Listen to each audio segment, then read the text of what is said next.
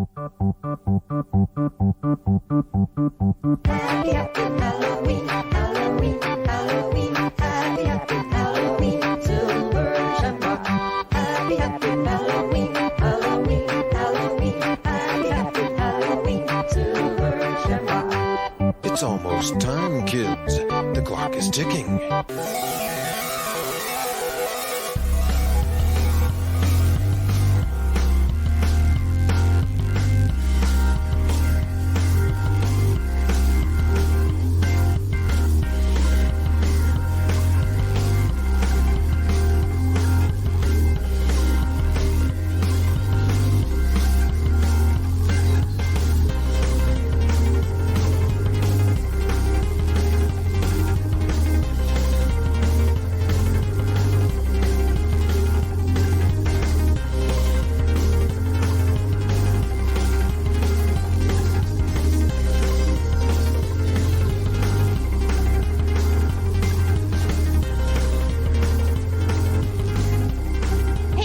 Welcome back to another Halloween Schlockandawemovies, the double feature podcast that celebrates all things slimy and ghoulish, with a big helping of Michael Myers. So technically, this is the moment in the Halloween series where Michael takes a break. Won't somebody think of the children? Because it's a double of Mel Stewart's Willy Wonka and the Chocolate Factory and Tommy Lee Wallace's Halloween 3 Season of the Witch. I am so excited for this double. And here with me to head down into the Chocolate River is the amazing YouTuber Nathan B. Jones. Hey, how's it going? Hey, I'm doing good. I'm super excited about this because I know when we were initially talking about this double feature, I want to say that like Willy Wonka came up first.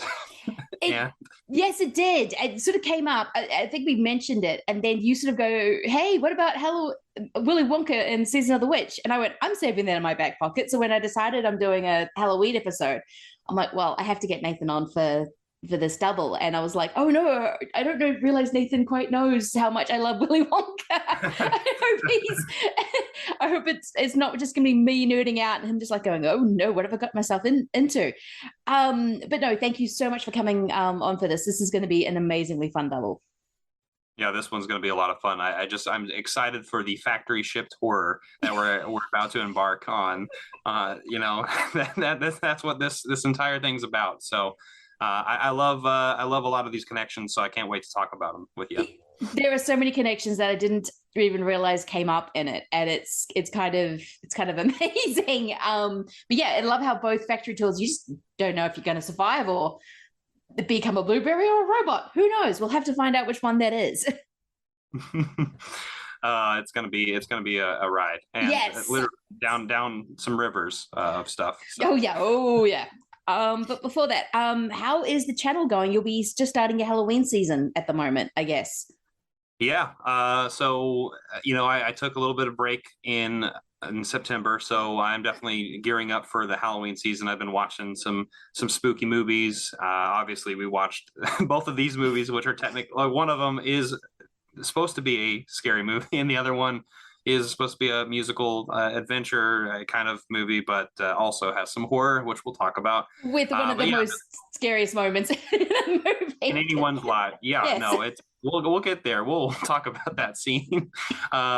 Yeah, but no, I've been in the horror mood, all the way back, and so I've been watching some horror, and actually we'll talk more about that as some trailers come up too. So no, yeah, it's kind of yours is one of the YouTube channels I kind of watch consistently. Like I'm really bad at keeping up with YouTube a lot, so it's kind of just nice to go, oh good, there's a new Nathan, we'll sit down and watch that. So no, I've been enjoying it, especially the last couple of film journey ones you did. So no, I'm looking forward to the Halloween stuff, just because yeah, same with me. It's usually when we record this sort of September, I get very much in this is when I start getting into that, I want to watch scary movies mood. So we will get into it, and with that, might as well we'll do Willy Wonka first and then head into Season of the Witch. So we're going to be going in, the factory doors are opening in this one.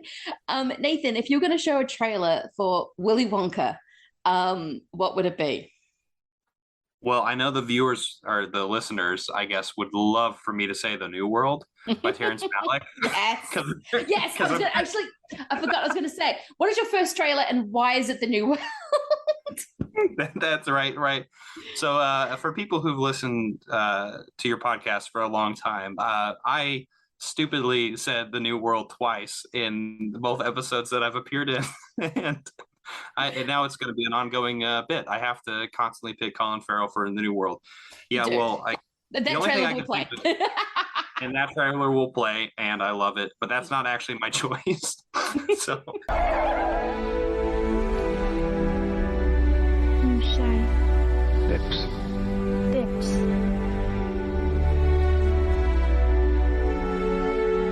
What is beyond the world?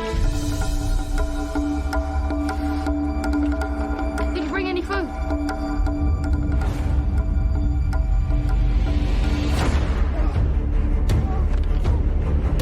We must live in peace with these people. Our survival depends upon it. but yes, my Colin Farrell love down the river. I guess that would be the only thing I can think connection wise with Willy Wonka. But no, the first movie I'm going to choose is Matilda. Once upon a time, there was a girl named Matilda Hi, Dad. Get in the car, Melinda. Matilda! Whatever. who was extraordinary in every way. Pretty soon you'll be able to do any multiplication, whether it's 2 times 7 or 13 times 379. 4,927. Wow. She can multiply large sums in her head. So can a calculator. But in a world where grown-ups make all the rules, I'm smart. You're dumb. I'm big and you're small. I'm right. And you're wrong. in a school where the principal In this school, I am God! has no principles, Sir. The Trunchbull used to be in the Olympics. Shot put, javelin, hammer throw. she will discover Somebody's gonna teach her a lesson. deep inside herself You should believe in whatever power you think you have inside of you. Yeah. Perfect. Yes. Actually, just this sort of thing. I think I have chosen like The Talented Mr. Ripley 3 times as a trailer. So you're not alone. Bring on Matt Damon. Skeezy Matt Damon. No, I was a huge Roald Dahl kid when I was a kid. I think I went through a period of like 2 years. I just read nothing but his books. So there were certain books that were just on the rotation. Matilda was one of them.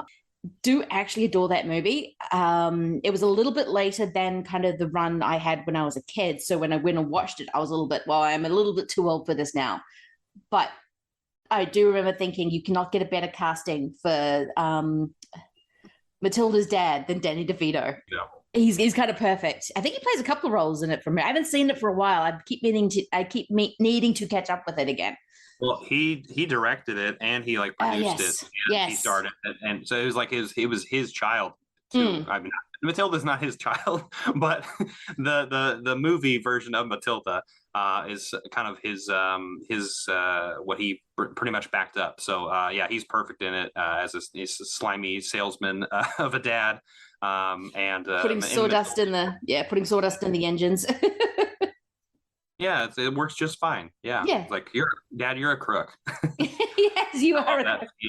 I love No, yeah, it is kind of a perfect movie, and that movie just kind of sets up kind of the incessant indulgence of what you're getting into Willy Wonka, especially the chocolate cake scene, which was always my favorite scene in the book, apart from Miss Trunchbull like swinging people by their pink towels. I'm remembering the book more than I am the movie, so I need to see the movie again.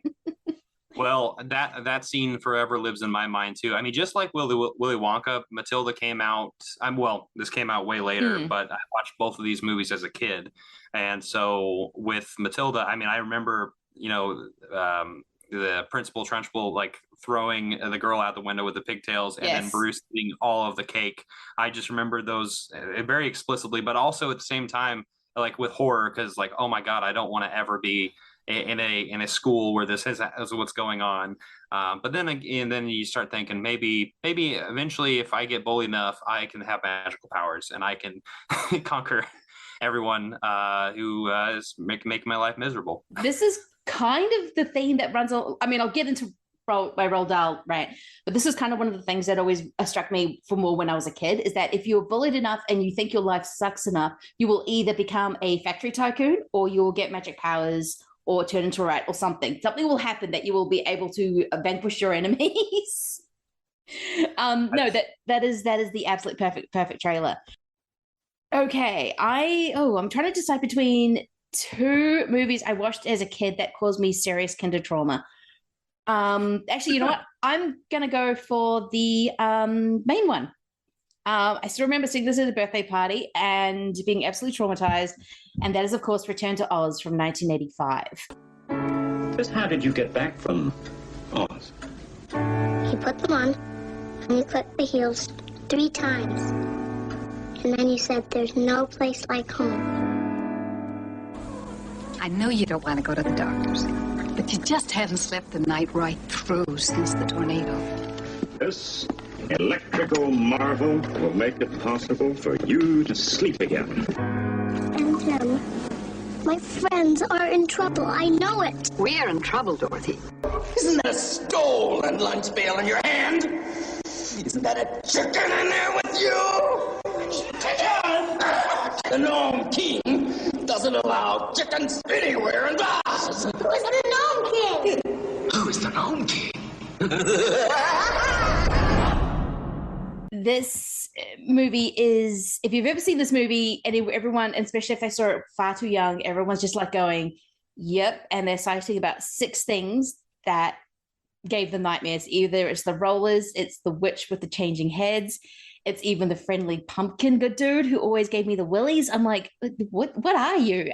Poor little Dorothy, or getting electric therapy because apparently she cannot stop talking about this goddamn land of Oz. It's a movie that I can't believe got made, and I still cannot believe it's just sitting on Disney Plus, just there. And I don't think they've touched it like some other movies that they put on there. I don't think there's people like monitoring that very well. No, no, not that I know. I mean, Disney. When did they have their first PG-13? Was it Pirates of the Caribbean? Was their first PG-13? It was their first official. I mean, if you sort of go back, you're looking at movies that should have been PG-13, like this. Like this, like Return to Oz. But yeah, I think their first official first PG was Pirates. Yeah. Yeah. Well, I've always wanted to watch this movie. I've seen clips of it, but I've kind of stayed away from it. I think when I was conscious of it, obviously, as I was younger, thinking like, oh yeah, I love The Wizard of Oz, and then like, well, I don't know if I want to watch this because it looks. I guess it had like a very labyrinthy kind of feel to it, but definitely more terrifying, more horrifying. We're talking about childhood traumas. That's what this whole episode's about, isn't it? It really is. It's about childhood trauma. It has got Fairuza Balk is who I was thinking is playing Dorothy Gale, who would also come up as Nancy in my beloved The Craft. So I guess she's just come up through my childhood. And also Deep Roy, who was in the remake of the readaptation of the Burton's Charlie and the Chocolate Factory. But yeah, it's got a very very Jim Henson-esque feel, like the Labyrinth. But Dark Crystal. Yeah, Dark Crystal. But unlike what Henson was always able to do, is to sort of have the line of, oh yeah, I'm going to scare you, but you're never going to feel unsafe. Except for Dark Crystal, because the Skeksis, or whatever they were, just scared the living snot out of me. Talk about childhood trauma. So much childhood trauma if you grew up if you're a child in the 80s, in the early 90s. Yes, I'm aging myself. But he was able to make you generally feel safer. There's no kind of safety button with Return to Oz because I don't know. It is a lot of I love this movie now, and I think a lot of horror fans, if they saw this movie as a child, love this movie now because it has all the kind of things you love about horror in it. But when you are an 8-year-old at a birthday party and someone switches on this movie, and I'm just like, this isn't Wizard of Oz is my favorite movie. I love this movie. You watch this and I'm like, what the hell is happening? Why is that witch just suddenly just switching faces? It's beautifully imaginative, but absolutely pure nightmare fuel at the same time. So yeah, that is my trailer. It's a perfect one, and that just I think that would play perfectly in front of the Willy Wonka and the Chocolate Factory, because that's definitely that's terrifying adventure. Yes. That shouldn't be there. Shouldn't be there, but there's a generation who totally grew up on it. Nathan, what is going to be your second trailer for Willy Wonka? Since I got to pronounce it with a New York accent. Willy Wonka, huh? Yeah. The funny thing is, I was actually thinking about Return to Oz, but like also like The Wiz, but I decided to go a different route, and I'm gonna go with a very direct one, and I'm gonna use Candyman, and I'm talking about the original Candyman. Have you ever heard of Candyman?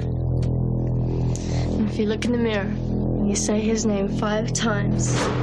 In cities everywhere, Candyman. they whisper his name. Right. Candyman. It's just a story. Candyman. Candyman. Just a ghost story. Candyman. An entire community starts attributing the daily horrors of their lives to a mythical figure. The legend first appeared in 1890. He was attacked, mutilated, and burned to death. Poor Candyman. Helen, a woman died in there. Leave it. Because obviously Willy Wonka is the Candyman, right? And so, well, not really, but you know. No, he is.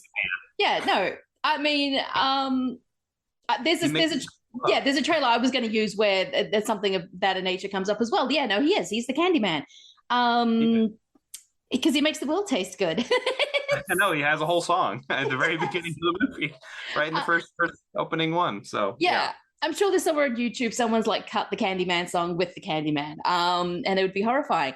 No, I adore the original Candyman. I really like the requel or remake or whatever the new one is. One came out last year. Yeah. So it feels like last year. Because it is very imaginative. It builds on everything, and it has something to say broader about Chicago, much like the original Candyman. But I still remember, again, being absolutely terrified. There's a moment in the car park, I think, when you're first kind of seeing him for the first time, and I still remember that scaring me when I didn't think I could be scared as much as I used to be with horror, because I'd sort of, I've gone all through the screams, I'm fine, I'm a late teenager. Someone shows you Candyman, you're like, oh God, because that one has that gorgeous glass score, and just I adore that movie. So I love this movie a lot. It's just a beautiful, beautiful movie. I feel like this bridges the line too, because obviously we're going to talk about Halloween 3 later on, but Halloween 3 is not a slasher per se. Yeah. Obviously where slashers were the other Halloween movies. And so I feel like this is like a really good bridge between all of those films, because Candyman's almost like a slasher. And then also he serves candy to the kids, and Willy Wonka does the same thing. So I feel like it could work for both. But it really, really could, because it is also very much about the sins of the parent or the ancestors of the community of Chicago, especially when you get into the backstory. And Willy Wonka and the original novel was sort of obsessed with a very specific type of morality, which is mainly just being rude. I was just watching it, but yeah, we'll get into it. But no, I love that trailer. It is absolutely wonderful. Okay, yeah, I'm going to do another bridging movie, but it's more of an anthology or a connected anthology, but I'm going for Trick or Treat from 2007. This is the one night. Don't forget your costume. All sorts of things roam free.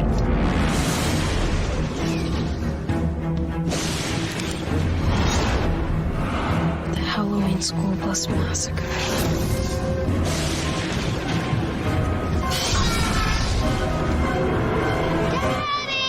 Shh, be quiet. Why? You'll bother the neighbors. Okay. Wait. There's another tradition. Always check your candy. Sam is coming into town. I remember watching this and being absolutely delighted by it. I mean, I watched this a lot in Halloween, like I watched Krampus every Christmas. Krampus I love more, but it is just this kind of amazing movie with this amazing cast, and the fact that this got shelved for 2 years kind of hurts me because I'm like, oh, people should have gone and seen this when it was made. I mean, Anna Paquin is in it, a whole bunch of other people who you recognize, and it is just a Halloween night, people wandering around having these kind of different adventures and being taken out in different kind of ways, and it never feels. A kid would probably watch this and go, oh, there's something terrifying in here and something fun over there, kind of like when you're watching Willy Wonka, and it's a nice bridging one between the two movies. Yeah. I mean, and Sam is like that perfect mascot of that like cute chaos that is involved with both, right? And exactly. So, yeah. I remember when this movie first came out, I really didn't get it because I wasn't into horror films at the time, because I think this came out in 2007, yes. I believe. Yeah. So at that time, I was still like a teenager and not really liking horror movies that much, and some of it scared me. It was one of those things I rented. But subsequently since, I have watched it at almost every Halloween, and I've enjoyed it since. And I love this choice. And actually, I had it in my pile as well because I immediately thought of this movie as well when it comes to like the sweets and the creeps. So exactly. Yeah. Michael Dougherty, who I even do kind of like Godzilla King of Monsters.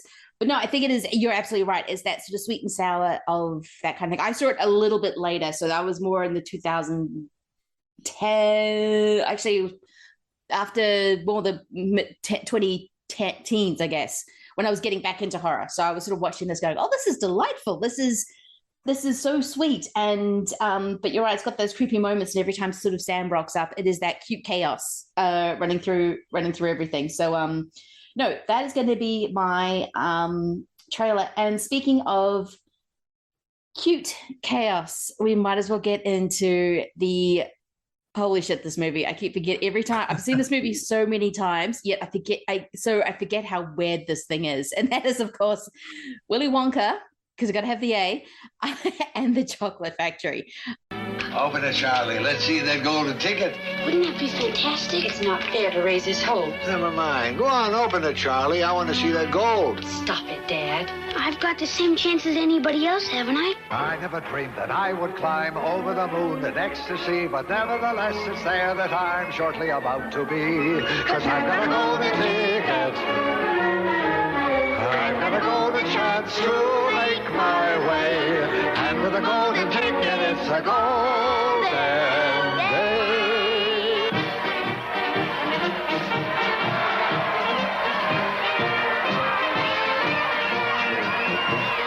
I'm so glad you could come. This is going to be such an exciting day.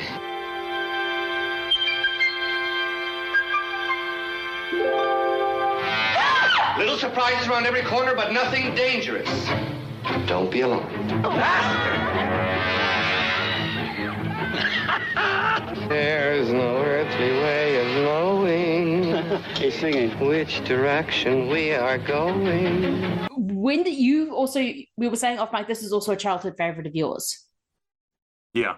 Wow, this movie, I mean, I cannot tell you when I first saw it, but I want to say 5 or 6 years old, and I do remember parts of this movie which we'll get into very explicitly. Yes. I was also very charmed by the movie, of course, because first of all, I was a kid, so of course I love sweets and I love candy, and the chance to go to a chocolate factory where it's like, oh my god, I get all this candy to myself. That whole notion really excited me as a kid, and I know that Halloween in general, and we'll get to that later, but like candy is a huge part of it, right? And I think Willy Wonka is oddly a perfect movie for this time of the year. It actually kind of is. It's got a very it's got a very autumn feel about it. Yeah. I guess it is also the environment of like how the movie was set, is set, because it's in Germany, Land of chocolate. Land of chocolate. But yeah, early memories. I've seen it, ever since I was, a little kid, and ever since I've fallen in love with the movie every year I've seen it. So, what about you? What's your trauma? I read the book first. it was kind of Charlie and the Chocolate Factory was my first chapter book I'd ever read on my own. I still remember I did well in a test, which for me is very rare, at school. So my mother took me out to the bookstore and says, okay, we'll get you a book if you think you can handle a chapter book. And we're just looking at these books, and Mum happened to go, oh, Roald Dahl, I remember your brother and sister who are a bit older than me used to like him, and you like chocolate.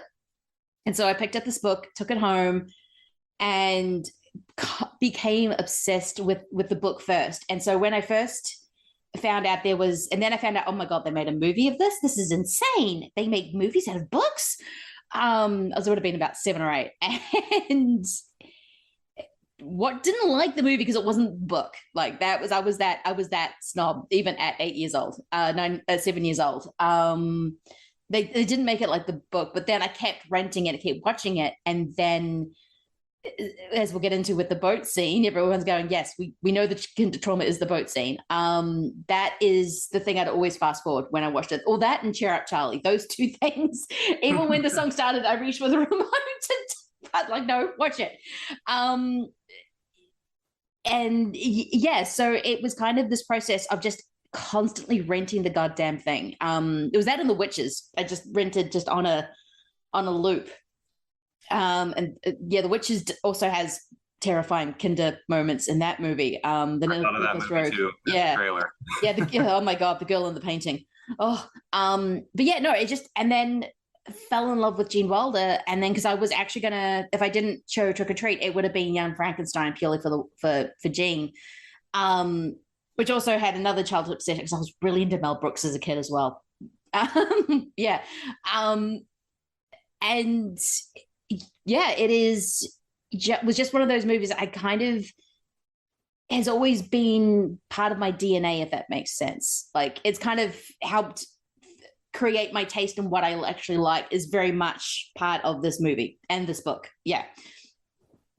Now, you said you saw it a little bit later on after reading the books, right? Yeah. And so I know, at least in my instance, couldn't tell you where I first watched it, but I do remember watching it in school and before and after hour kind of programs quite often, actually. So it was something that was almost like, force fed to me when I was younger. But everyone else has this collective movie and also trauma, because I always hear about it all the time when people bring up that movie. But I just think it's interesting to go about it by the book route, because I went to the books afterwards, and and we'll get to the movie itself, but how the movie ends gets to the second part of the other book. Yes. In the glass elevator. Yes. And that's what I always think of. It's like, oh shoot, we're in a whole nother book now, but then it's completely different. So yeah, they do kind of hint what the Great Glass Elevator is going to be. I've always been a big reader, and Roald Dahl is kind of the reason why I'm a big reader. And Willy Wonka and the Chocolate Factory is kind of the reason why I'm such a big film person as well. I mean, yes, my dad at 3 years old goes, we're going to watch Star Wars and you will watch Star Wars. And he was always a film buff, but that was always his movies. This, I think, was that in Batman? They were my movies. They were the kind of movies I discovered as a kid. Not something that was shown to me by my parents or my older brother and sister. So I think that's kind of why I hold, this is why those both things are just so important when I'm sort of talking about, oh, my taste is like this. I'm like, no, it's because I read Roald Dahl as a kid and I watched friggin' Willy Wonka on repeat. It's kind of why it kind of tends to more twisted. I didn't read Enid Blyton. I read Roald Dahl, who was, it could be very dark. Like, I don't think people realize it, but when you actually think about what's happening in his books, you're like, oh God, that's dark. I mean, even Charlie and the Chocolate Factory at the time had accusations of, oh, you're promoting slavery. And it's like, actually, the more I know about Roald Dahl, he probably was. Yeah. Well, it's interesting too, because this just popped up in my head, but it almost feels like a lot of his types of books were almost like, more of modernized grim fairy tales. Yes. In a sense. And that's kind of, and that goes with the through line with what we've talked about in the past on the podcast when we've talked about Celia or we've talked about folk horror. Like, and a lot of these things just like are weird through lines, and Roald Dahl's style of writing definitely showcase that darkness, but also that childhood innocence. So I think that's an interesting kind of theme that runs through a lot of his work, and then also this movie. No, he has a big thing about a lesson in there, like always be the good kid. I mean, you talked about Matilda before, and Matilda is the ultimate good girl. She likes to read. She doesn't like to get into trouble, but she will stand up for herself. And Charlie is the same thing. This is a downtrodden boy who eats nothing but cabbage soup for breakfast, lunch, and dinner. And we'll get into Grandpa Joe and how he's working the long con. Grandpa He is so working the long con. But yeah, 4 grandparents who are stuck in bed, 4 dependents. His parent as in the movie, it's just his mother. So he is kind of in the situation. I mean, I always love the scene when I think it's Paul Blatty or someone, the teacher, the first half of this movie, is trying to teach the percentages of how much Wonka bars they bought to try and find the golden ticket. And he goes, I opened 2. And he goes, 200. Okay, I can work with that. No, I opened 2 chocolate bars. He goes, 2? I can't work with it. Basically, he doesn't know how to do the equation for something so small. So the movie kind of leans into the economic nature of Charlie's situation way more than I think the book ever does, but which is weird because this movie was essentially just meant to be a commercial because they were going to launch Wonka bars. So when they bought the rights to the name, right, we're going to film in Munich, West Germany at the time. So it's going to be the land of chocolate. We're going to make this whole thing. The movie bombed and then became a cult movie terrifying children for the next 40 Ever years. since. And now we have and now I'm like completely blanking on the names of all the Oompa Loompa enemies, like the Hornswogglers or Vicious Canids.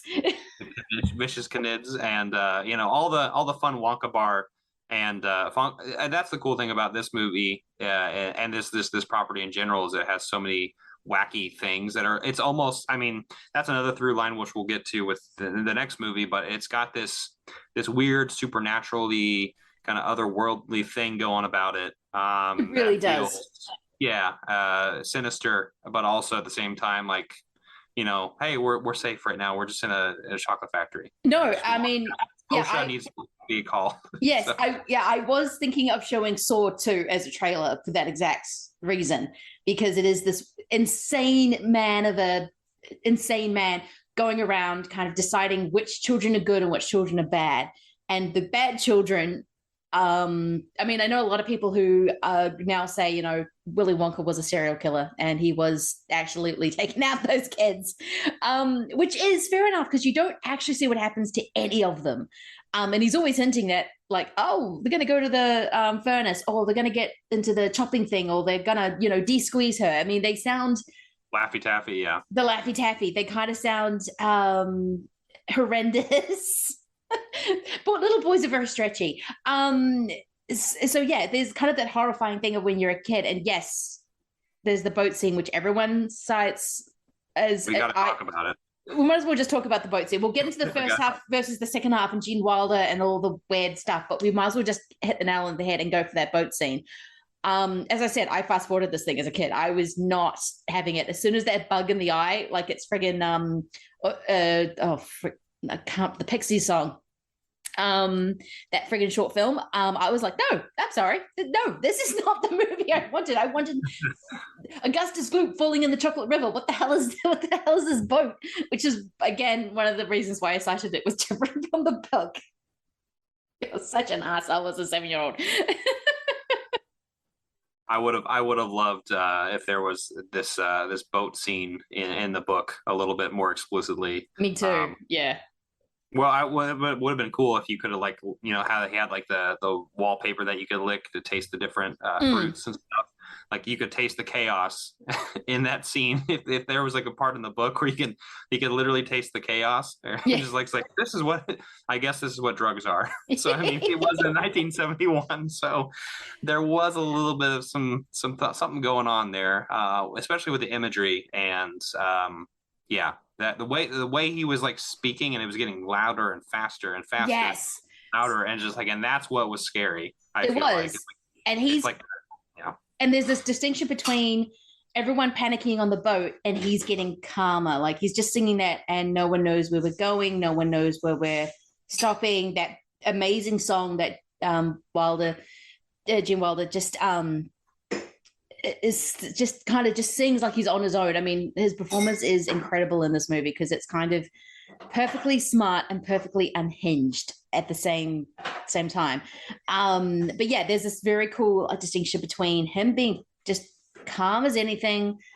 He's done it before. He's not completely worried, yet everyone else on the boat is freaking out. Like they're freaking the fuck out. And it's a beautiful distinction. And with that imagery, with that kind of LSD kind of imagery, kind of giant spiders on the wall, it's like, oh, this is not a good trip. No. This is a very bad trip. This is a very bad trip. Do not eat the brown Barrett LSD. What was in the can? They all ate candy right beforehand. There was a whole land of it before they met the Oompa Loompas, and then all of a sudden it all hit them at the same time on the actual ride. I think there's a little bit of an allegory there. Oh, there is. When you go into a whole land of edibles and then all of a sudden you're on a boat, that's not a good plan that you should be doing. Too much spins. Yes. Because if I'm going into a room with everything that is edible as a kid, I'm eating everything. And this is one of the things, I mean, when you first get shown that room, and when you first read that in the book, and it's just this room of everything that is edible, and there's a chocolate river, I'd be Augustus Gloop just scooping mouthfuls of it in my mouth. I'd be completely unhinged. And then, I think the movie kind of perfectly sort of sets up that, it feels like an in-joke almost. Oh, the kids aren't going to know that they're high, but everyone else watching this, they're totally having a bad trip right now. We'll just say it's a sugar high. It's a sugar high. We just say it's a sugar high, and this is just say it's bad. Yeah. Yeah. And this is what happens because you can see Wonka only eating a little bit, like he's just kind of nibbling here and there, and everywhere. A teacup. I think he pulls out something else a little chewy as well, but he just eats the teacup when he's singing, and everyone else is just stuffing their face. Who knows what? I don't know, but they learned their lesson, I think, and so they did. They were a bit more cautious. Yes. There's more lessons to be learned. So many lessons to be learned.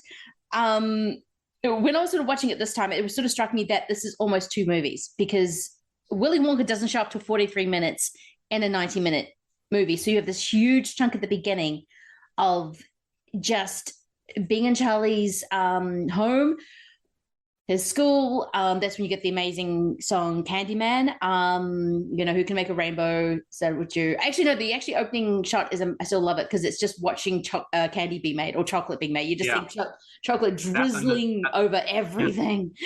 That's another memory that I remember so explicitly with that movie is I remember the fudge like ripples. Yes. Like falling down and then like the little kiss, almost like those like Hershey kisses kind of making things. Yeah, it's such a delightful opener. And then transitions right into, the Candyman song. Yeah. Because all the kids are getting out of school and they're going to the shop and then this guy's just like, I'm going to throw, he's so liberal with all of it. he's not like making the kids pay. He's just like, here you go, candy. Again, it's the drug metaphor again. It's just like, here's your free sample, so you have to come in and buy it from me next time because I'm gonna get you high on sugar. But no, the opening is absolutely delicious and just kind of makes your mouth water a little bit because it's just this dripping chocolate of just amazingness. The one thing I will say now as an adult, I kind of wish it was Sammy Davis Jr. because the Candyman was considered one of his standards. He was actually, I think, meant to do it. I don't know why he didn't at the end. Or he was like in talks to do it. But it would have been cool to actually have just weirdly Sammy Davis Jr. playing the Candyman in that movie. Yeah, I wouldn't complain. No, I wouldn't have either. It would have been amazing. But it just sort of sets up perfectly. These kids get all the candy, and then you just see Charlie looking in the window, and then he gets none because his I only think it's. Look, I think all 4 grandparents were playing the long con, but then they just got used to staying in bed. It was Grandpa Joe who kept sneaking out to get his tobacco because no one ever says how he gets the tobacco. He just does. Yeah, those grandparents I always thought about as like, well, so they all have the same bed, and then two of them are facing one way, the other one's facing the other. I'm like, I always was very confused by that, but then also at the same time, yeah, we got to talk about the long con. Yeah, that's. I mean, I know that's kind of what everyone has thought about ever since growing up, and be like, wait a minute, Grandpa Joe was the villain of this entire thing. Yes. He's completely in it for the money. As soon as he finds out that there's money involved, he jumps out of bed quick smart. I never considered this as a kid. Like, it was only to an adult, and then I heard the whole, oh, Grandpa Joe is the villain of the piece. And then you watch it, you're like, hang on a second. He's the one that does his idea to drink the lemonade. He's the one who's basically saying, oh, yeah, we're going to give Slugworth all the information about the Godstopper. Like, screw this guy. If I can't get the money out of him, I'm going to go to Slugworth. And yeah, he really is kind of exploitative. He is very exploitative, and it's kind of amazing. I mean, I love the Golden Ticket song. Like, we've got a golden ticket. I mean, I love all the songs in this movie except for Cheer Up Charlie. But poor Cheer Up Charlie. But it's kind of a delightful song. But then you kind of realize, hang on a minute. Grandpa Joe, something's going on here. I think you've just been taking the easy route. You didn't want to work, so you just stay in bed with three other people all day, which is going to be awkward. Yeah, especially well, we don't have to think about those implications. No. But, yeah, how does he get his tobacco, and how did he get those chocolate bars too? Exactly, because he's stuck. Wait a minute. It's never sort of explained with everything else, which is what I love about this movie, because it is so playful, whether it was intentional or not. I don't think it was intentional, but because they just added all this, they weren't thinking about different connections and everything like that, because everyone has grown up with this. A lot of people have grown up with this movie. They're like, hang on a second. I've got my own Grandpa Joe now. He's a dodgy. He's dodgy. Yeah, he totally is. He is absolutely the worst. Even though he's meant to be the good parent, and he's kind of just like every other adult in the room, except for Wonka. Yeah, I mean, I was gonna say, is there like a good parent here? I feel like Charlie's mother might be the best parent in this entire movie. Yeah. If anything, but and she is actually, yeah. Yeah, I mean, even old Slugworth, which, by the way, how in the hell is he everywhere? I don't know. He just goes, private. I mean, not even trying to get the private jet. As soon as someone announces they have a golden ticket, he is there, and he goes all over the world. I mean, he goes to, Britain, where Veruca is. He goes to the States, which quite far apart. I mean, they do say which states every kid is from, from Violet to friggin' Mike TV. Then he shows up in Germany. It's actually two from Germany, because if technically, I think the whole, you're not meant to know it's Germany in the movie. It's just meant to be this anonymous town, but you're watching it like, no, that's Germany. That is actually a German town, especially when they're in the elevator and you're just looking over Munich and you're just like, that's Munich. It's kind of, I know what Munich, I've been to Munich now. I'm lucky enough to have gone to Munich. I know what that town looks like.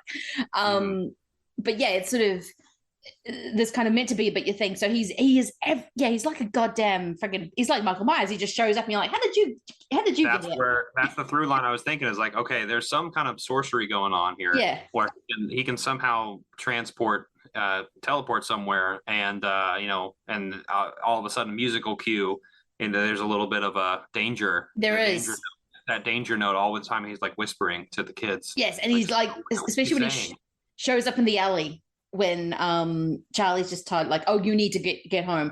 The fact that he almost gets like mauled by the crowd, like they were just like on him, and his boss goes, oh, no, okay, you need to go because you're gonna get thing. And then all of a sudden he's in that alleyway, and it's like, how did you know? How did you know? He's connected to the ticket somehow. He is. No, but it's like Wonka himself. I mean, he's a mad magician. I mean, I've always taken it for granted that when he's putting the coat in the thing and saying, no, too cold, so he puts a coat in there and stirs it around, or that kind of thing, or his madcap like boat, or whatever that thing is with the foam that keeps bursting out, which would have been such a fun thing to do when you're a kid, just having like white foam just like splurge out, soapy foam just splurting out at you like it's a foam party. But it's got all these kind of magic kind of things that aren't reality, and the fact that he keeps talking about vicious canids or even schnozberries, like the schnozberries taste like schnozberries, and as soon as Veruca says, "Oh, there's no such thing as a snozberry," he just says, "Oh, what is it?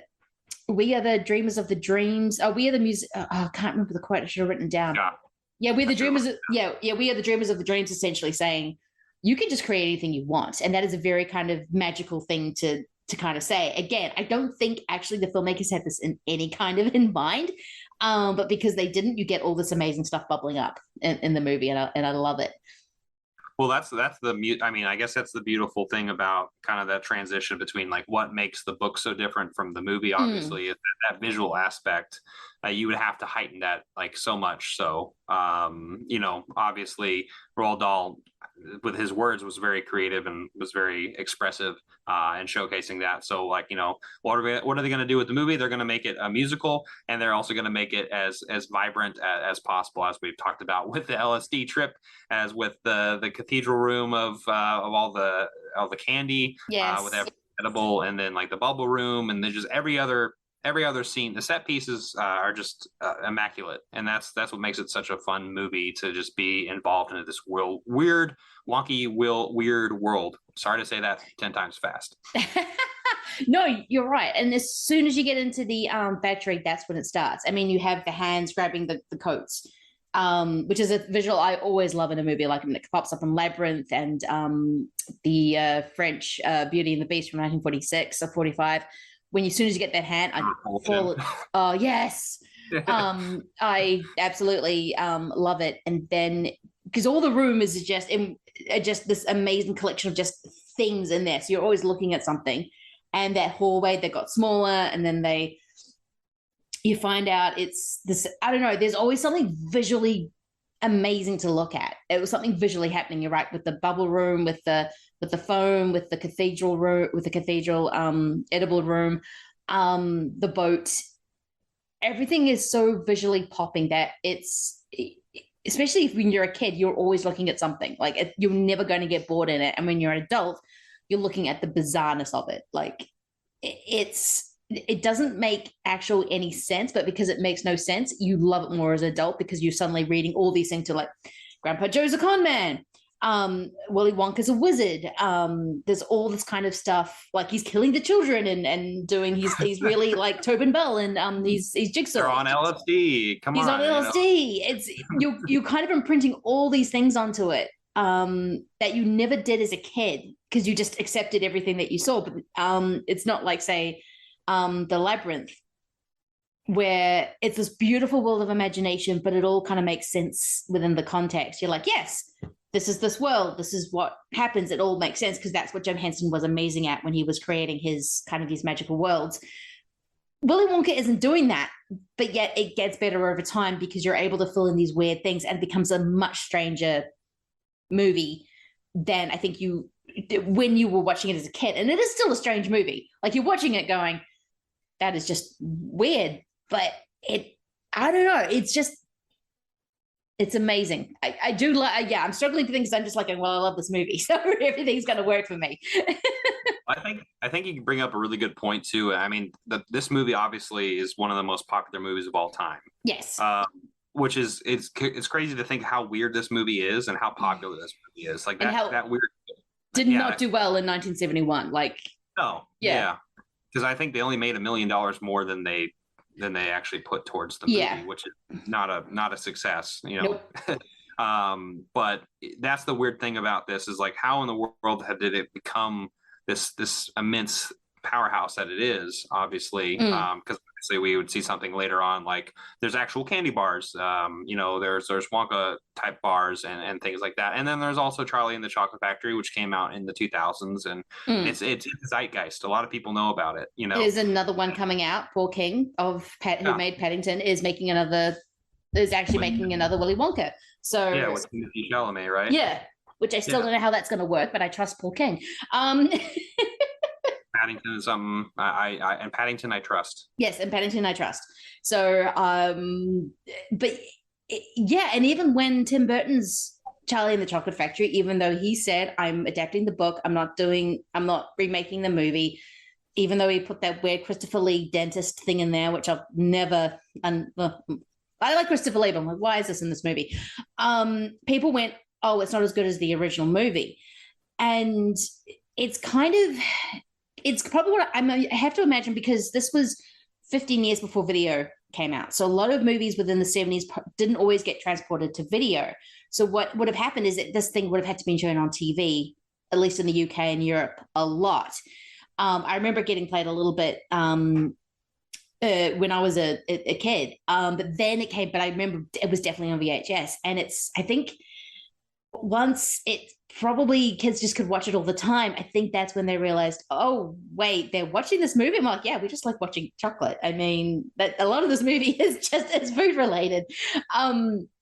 But yeah, the way this became a flop, a cult movie, and now it is just established classic. Like, you're right, it is one of the most popular movies. You say Willy Wonka and the Chocolate Factory, people go, oh shit, I love that movie.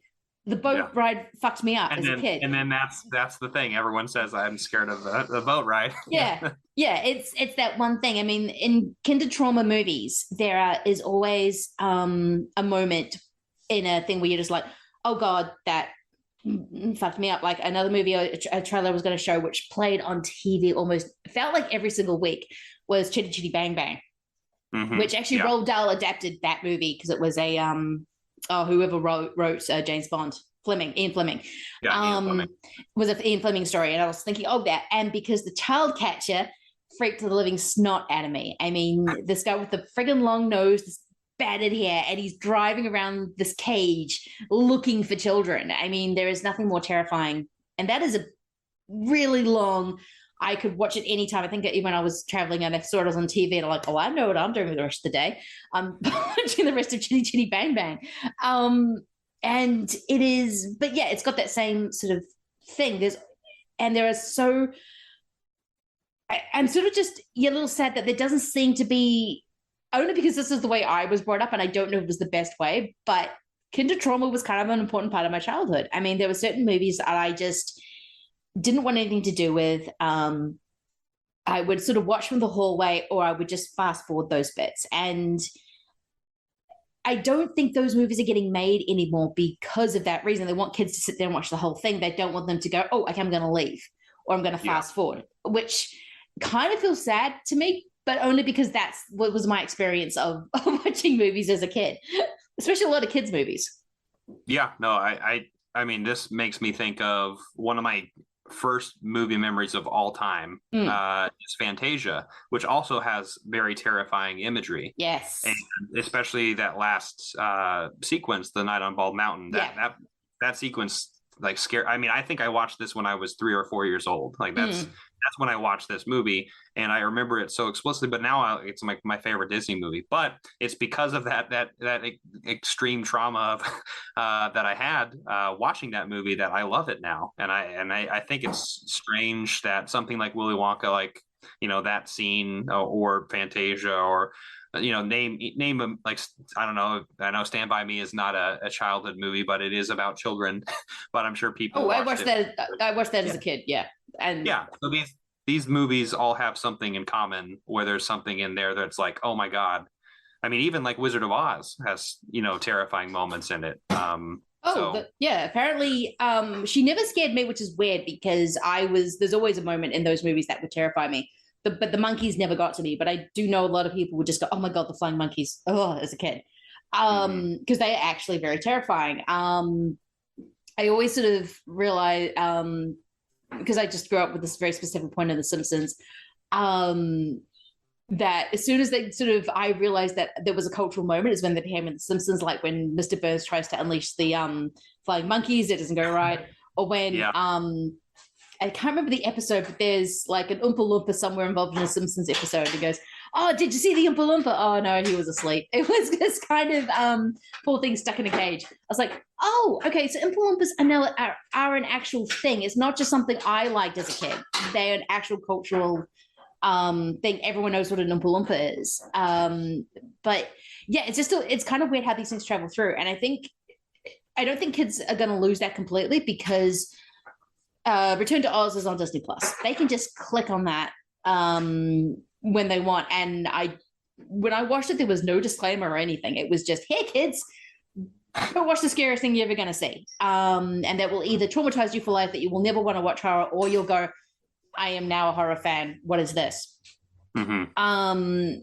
Though seriously, Disney, why isn't something that could come this way on Disney Plus? I'm still upset. Speaking of other kinder trauma movies.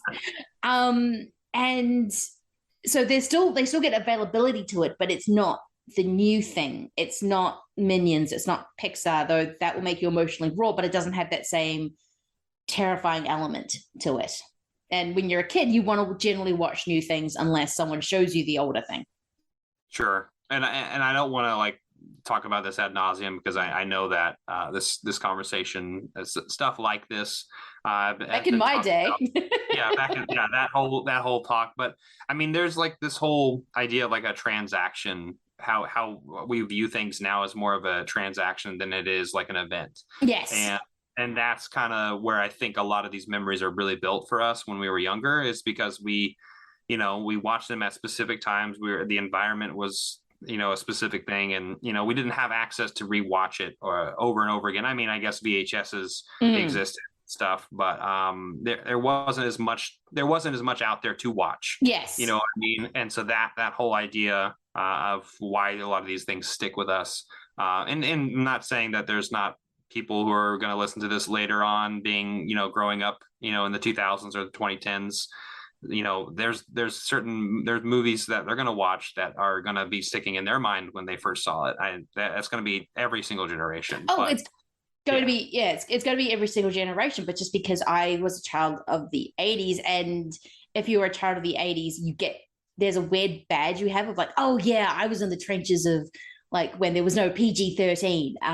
Because I think we sort of said off mic, I can't remember if it was, or if we said this on thing, but Pirates of the Caribbean was Disney's first official PG-13 movie. And there's this weird bragging right that a lot of 80s kids think they have of like, oh no, you don't know what it was like. And I was like, no, it was like everything else. I mean, just because someone grows up later on a generation with more streaming doesn't mean they're not going to click on something and go, so what's this Texas Chainsaw Massacre movie? And then watch it and go, oh, fuck. What was that? And then it changes them. I mean, kids have more access to more things than we ever did. So I did not have parents who necessarily worried about what I watched. And my father was of the opinion of, well, I'm watching this, so you can either be in the room and watch it with me and be quiet, or you can go off and do something else. So it's just, there's a sort of multitude of factors, but I think there's a weird kind of thing that people sort of my age tend to have of like, oh yeah, no, it was the Wild West of movies, like video nasties. We could just watch anything. And it's like, well, no, it wasn't actually like that. I mean, certain parents, I know my friends used to come over to my house because there was no restrictions on what we could watch. My other friends did have that. So yeah, it just depends on how you're brought up, how important certain media is in that household and everything like that. But yeah, it's like, I know a friend of mine's daughter loves the old classic Disney movies, and she's like 6 now, and she's like, yeah, no, I love Pinocchio. I'm like, that has got some seriously screwed up things in that movie. I remember. But you've never been eaten by a whale? Come on. Funnily enough, no, I've never been eaten by a whale. Have transformed into a monkey, a donkey at one stage. That was a trip. Oh, I mean, I've done the chocolate ride, so I understand. Yes, no, it is. Yeah, yeah. Everyone's been on the chocolate ride. It's like Vietnam, face down in the mud. Collective Vietnam for everyone. That's going to be the quota from this. It's collective Vietnam. It's collective Vietnam. Oh no. But it's kind of amazing that one scene keeps sticking out for people, because when you sort of watch it, there's a whole multitude of scenes. I mean, I love the fact that the guy from the Goodies, the first half is so skit-like. You've got the whole you mean each kid has got their own little bit about how they found the golden ticket. Speaking of like Slugworth being everywhere, I mean, I think they don't even show Veruca on TV, but all of a sudden, like, he's there in the factory going, "Oh yes," and you need to whispering in her ear, and you're like, "How did he get in? How did he get there? How did he get there?" Also, yeah, he's a TV. I love the bits, like, and that's we haven't talked about it, but like, you're saying the silly kind of like proppy kind of aspect of the gimmicky kind of thing going on, where just like that, it's just like so subtle but like so obvious now as an adult. Like, Slugworth having a mic with Mike TV being like, huh. It's like Bugs, he's like Bugs Bunny in a way. Yeah. It's very cartoonish, which is something that you miss kind of as maybe I noticed it when I was a kid, but now I'm noticing it like more attentive as an adult. No, it's a very gimmicky movie, and because we said it's very visual and they want to make things pop, but so that there are so many goddamn props. I mean, the prop department would have been working overtime on this movie, because you have the amazing thing of I did have his name. No, I didn't. He was in if you know British TV of the 70s, the goodies, him with the computer, and he keeps, this is the same thing happens in friggin' Halloween, of just pushing random buttons on a really huge, massive computer where there's only like 5 buttons, and you can just communicate to the computer of like, don't be a smartass.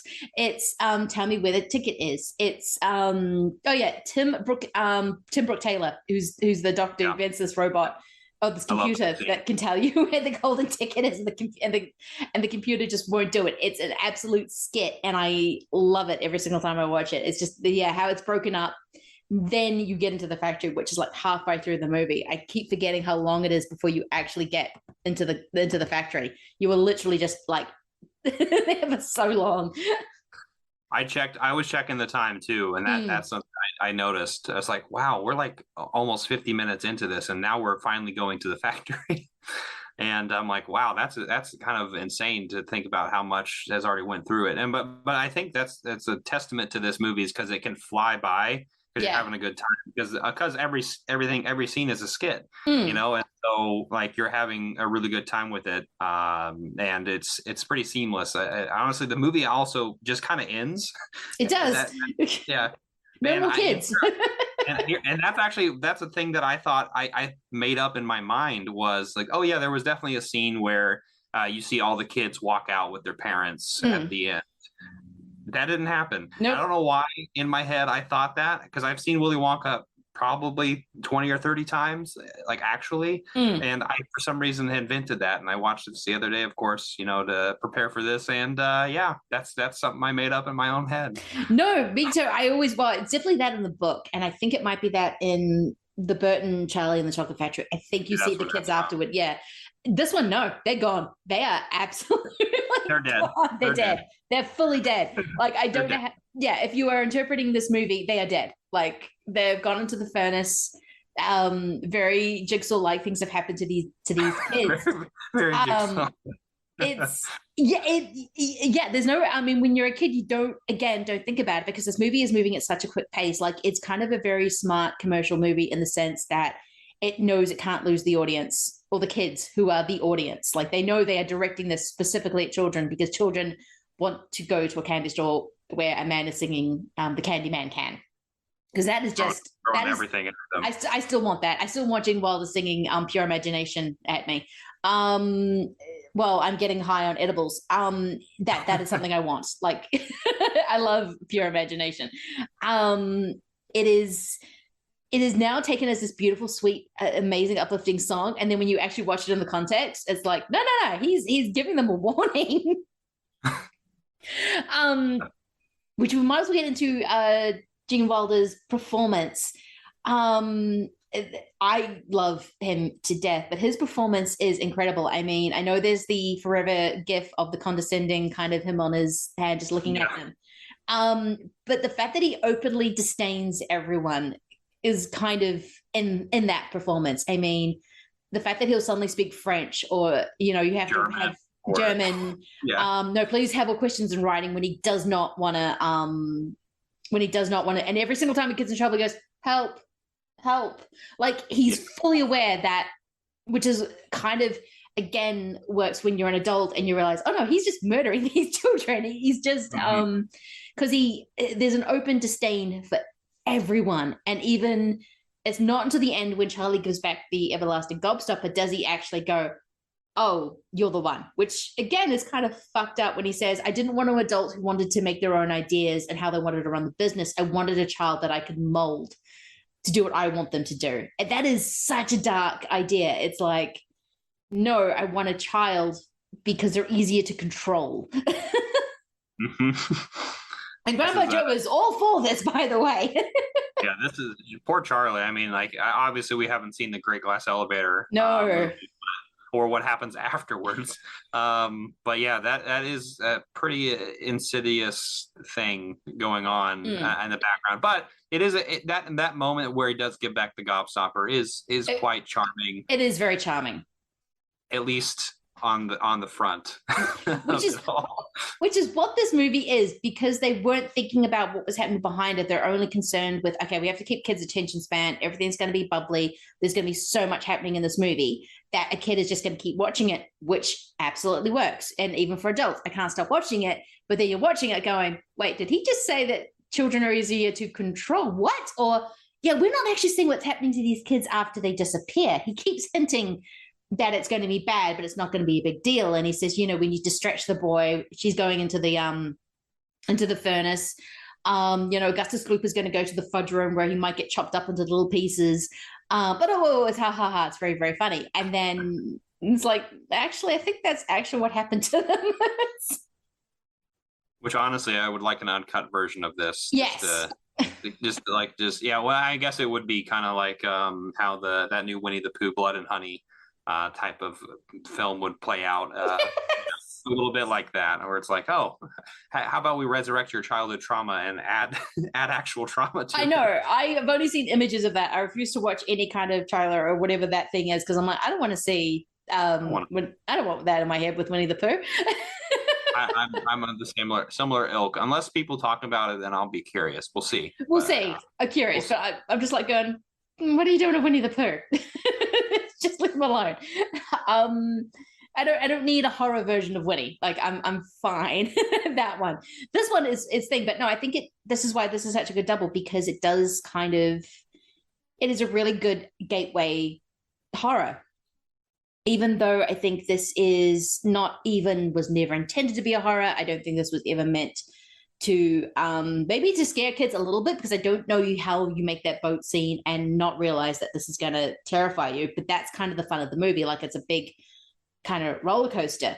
But what I think it did is I think it did turn a lot of kids into possible horror fans. If they really leaned into the boat scene, they're like, okay, now I'm going to go and watch Halloween, for instance. Like, that is not like the biggest kind of jump in the world. And I kind of love movies like that, because I think there's because family movies are meant to be for everyone. So you're meant to have all these different tones in there, like The Child Catcher and Chitty Chitty Bang Bang, or in like The Labyrinth or the sketches in Dark Crystal. It's kind of a bit of everything. And yeah, I think depending on which aspect of these movies you lean toward is actually kind of makes your taste on later in life, which is a very smart thing to do, actually. Yeah, I mean, and that's something that's so, I mean, it's hard to think about it because it's happening, you know, over time. And it's like that process that, I mean, you have to think about like all of our, you know, our collective trauma or whatever you want to say it, whatever we've watched in our environment, whatever we're watching is going to either steer us away from or steer us towards something, you know, we're going to really enjoy in the future. Because, you know, talking about Willy Wonka, I mean, I mentioned that I wasn't a fan of, you know, something like Trick or Treat when we mentioned that earlier when it first came out, because I wasn't like into horror films. Yeah. Like I like, you know, supernatural-y things because I loved, you know, Star Wars, Lord of the Rings, those kind of, there's some horror elements in there, but it's not a horror movie. No. But then, you know, like I already had the groundwork from things like Willy Wonka and these things that I've watched And now, subsequently, since I love horror movies now, and I can't get enough of them. So, I feel like there's a through line there, and a lot of people probably could see that too for themselves. Yes, and even if you love Charlie and the Chocolate Factory but don't love horror, because there's so many other things in this movie that you can relate to, whether it's the songs, which for a random kind of movie, they're making this into a musical. There have been two standards now that will forever be part of pop culture: Candyman and Pure Imagination. Even more so, Pure Imagination, I think, has really just become part of pop culture, just within the fabric. I mean, it's just, I guess, now a weird standard. And then you also have the comedy elements, the skits, and then you have Wilder's performance as this kind of amazingly bat crazy mad scientist. So even if it doesn't push you toward horror, it's going to push you toward other elements. That's so it's kind of one of those amazing movies that I think, a lot of people have grown up with, a lot of people love. And yes, we've been sort of making jokes about it, especially of how the adults now see it, which I kind of think it makes it a better movie. But at the same time, as soon as those calls for pure imagination come up, I am 7 years old again. And I start singing along with it because it's a gorgeous, beautiful song. Same with Candyman, actually, yeah. And I even jokingly did an Oompa Loompa song. I was at a wedding the other day and was like, maybe I should request the Oompa Loompa song. Everyone would join in. I know. It wouldn't be appropriate, but it would be funny. No, I mean, out of what is appropriate now, those Oompa Loompa songs are not. No. Though I was eating when I was watching it, and I did feel bad and put it down as soon as the Augustus Gloop sang on. It's like, no, I'm not gonna realize what I'm watching now. Yeah. It's like, I'm eating Charlie and the Chocolate Factory. It's food. It's great. Oh, wait, they're gonna shame me for eating. Yes, okay. All right, noted. Writing that down. I'll wait later. Yes, size of an elephant. I'm like, yes, okay, right, okay, get it, Oompa Loompa. Stop fat shaming me already. No, but that's what they're doing. I mean, this movie is not about being a good person. It's about having good manners. That's all it is, which I find fascinating, because when you're a kid and reading Roald Dahl, and that's very much part of the Roald Dahl thing, watching this movie, if I'm good, I stay silent and shut up. And that's pretty much what they're saying. You don't chew gum because it looks gross. You don't watch, though I also felt a bit ashamed with Mike TV, because I was that kid who had that's us. This is us. I did feel a little bit going, oh, okay. I am Mike TV in that respect. I do love the joke. I was like, oh, this is not a real cult. My dad won't buy me one until I'm 12. Can't have a real until I'm 12. I'm just like, oh God. And also, don't be a spoiled brat. So don't throw a tantrum. Though actually, out of all the kids, Veruca is the actual worst. She is. Yeah, she is the worst. Absolutely. She is the worst. There's no getting around it. I can kind of forgive the other kids now, but Veruca is the absolute worst. But it's like, hey, how about we get a whole entire factory to stop what they're doing? Because I want a golden ticket. And like the amount of, I'm like, how are we wasting all these chocolate bars? That's what I was thinking. No, you just can't think of how much money he has lost in 1 week, because now he's shelling chocolate bars so she can get a golden ticket, because he promised. And as soon as she goes, oh, I want a boat like this. Okay, we'll get your boat off. No, it goes, no, I want it now. Like, I want the golden egg now. I want the thing now. She out of the kids, she's the absolute worst. The other ones are just kids. And yes, they are indulgent of certain kind of habits that might, but at the same time, when you're watching this, I'm like, I watched way too much TV as a kid. I knew exactly when my favorite shows were going to be on TV, and I'd make sure I was home. So we were all Mike TV in one way. And kind of, but it's very much this grudgy, stodgy old man view on what a good child is. And it is, Charlie is the quiet one. He doesn't put his hand up. He does do the right thing at the end. Like, he does give the gold stopper back. So that does sort of show, oh, you're actually a good person. But everything else is more Charlie just making sure he's not being annoying to anyone else around him, which is, to be fair, how a lot of kids were taught how to be good. Yeah. And, well, I mean, he does his best, and he's trying, he needs to cheer up because, well, there's a few times where he almost gets everyone because he's just like, oh, I found the ticket. I just gotcha. And then it's like, wouldn't it? And then he gets like all depressed and it says like, I'm probably like the only one who won't get it. So there are some things that I'm just like, okay, poor me kind of mentality.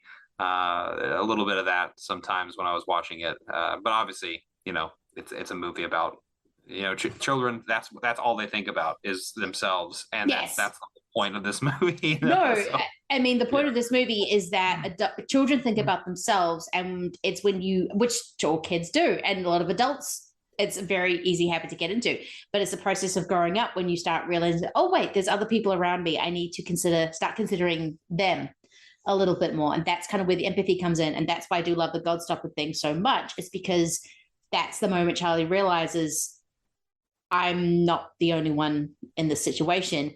This man is upset, so I'm just going to give him back the Godstopper. I'll leave, no harm, no foul. And then that's the thing that he's looking for. That's the thing that Wonka is actually looking for, is that good-souled person.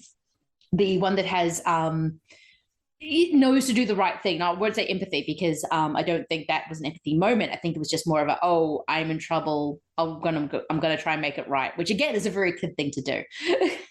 Yeah. Nice. Yeah. Anything else you want to say about Willy Wonka before we get on to Tom Adkins?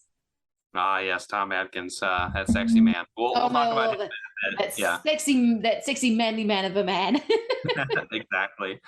No, we'll talk more about. We can talk Willy Wonka after we talked about Halloween, kind of the similarities. Yes, that's. I'm going to be referring back to Willy Wonka. So you good to get into Halloween 3? Mm-hmm. Okay. I'm ready.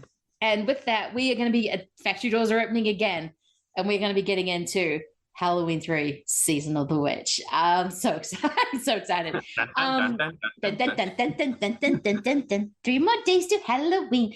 Nathan, what is going to be your first trailer for Halloween 3? Well, as I was kind of mentioning earlier on in this episode, I've been in the horror mood lately. And this is something that I inadvertently did not choose to have as a trailer, but I decided to choose David Cronenberg's Scanners. I must remind you that the scanning experience is usually a painful one, sometimes resulting in nosebleeds, earaches, stomach cramps, nausea, sometimes other symptoms of a similar nature. At this point, I'd like to call for volunteers. Fine. Just sit right here, please.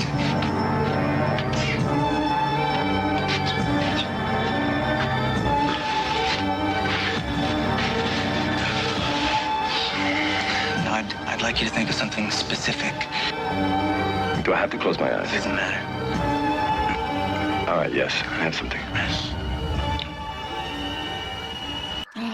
And yes. I didn't even think of this. First time watch, first of all. Yep.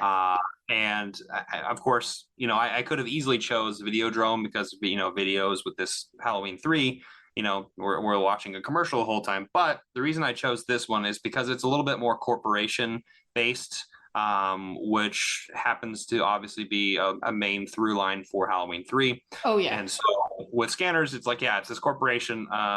There's these people called Scanners who can kind of mind control people a little bit, or at least get in their head and then, make them either have like a heart attack or their brain blows up. Go insane. Amazing headshot. Yeah. So a lot of really fun times with this movie. And this is something that I thought about. I was like, oh yeah, there's an evil corporation involved with this. And, some heads explode, which we'll get to a little bit later. We will. I did not even think of this. This is, that is a great choice. You're right. It's got the evil corporation. You have Michael Ironside making the most amazing telepathy face when he's like, the faces are like, I'm like, what are they doing with their face? I know, it's because they can't really fight, so they have to, because they're fighting with their minds, so they have to do these amazing faces. That head explosion is incredible. I don't know how many heads they blew up for that take, but it's amazing. There's a really dark reign of insanity that goes through there when people are trying to become scanners and their brain just can't handle it. So they're just kind of going insane before they like disintegrate or whatever happens to them. This was a very early on. I think I watched this very soon after I saw The Fly for the first time, because I think The Fly is definitely my first Cronenberg. And I love it dearly. And Scanners, I think, gets a little bit forgotten with David Cronenberg's movies, just because there's so other disgustingly goopy movies you can choose from him. But no, that is a fantastic choice. And I think I need to rewatch Scanners. Because that is absolutely such, oh my God, the head explosion. Right. For my first one, okay, you know what? I am actually going to go for another kinder trauma movie, which kind of relates back to Charlie and the Chocolate Factory, but this is very much about using children as the sacrificial lambs, which is very much Halloween 3. I was going to go for strong folk horror, but I actually think I'm going to go for another Tommy Lee Wallace and 1990s It.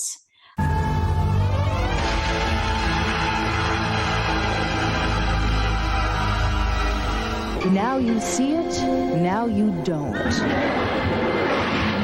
It has returned with vengeance. It is evil personified. I'll kill you all. I'm every nightmare you ever had. I am your worst dream come true. Can it be stopped?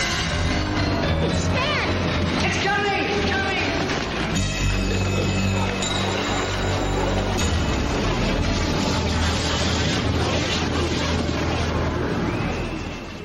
Another movie that really fucked me in the head because I saw this way too young.